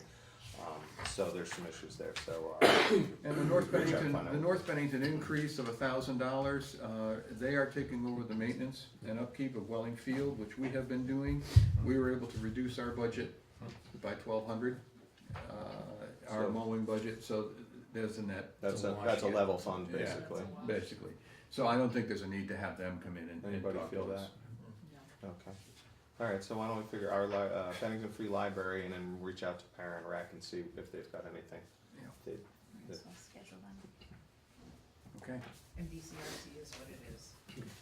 BCRC, yeah, it's, Dan can answer any questions. well, regarding yeah, that. I mean, Sure. it's like a dues paying organization. Right. They base their budget on the members and per capita calculation. Alright, great. Any other business? So we want the library at 8 o'clock? We'll have the library first. Okay. Any other business? No? Okay, motion to adjourn. So moved. Second, Second. Any Okay, discussion? whatever. all in favor? We are adjourned. Thanks, everybody. Thank you. We'll Thank see you you very- Monday night. Thanks for organizing this.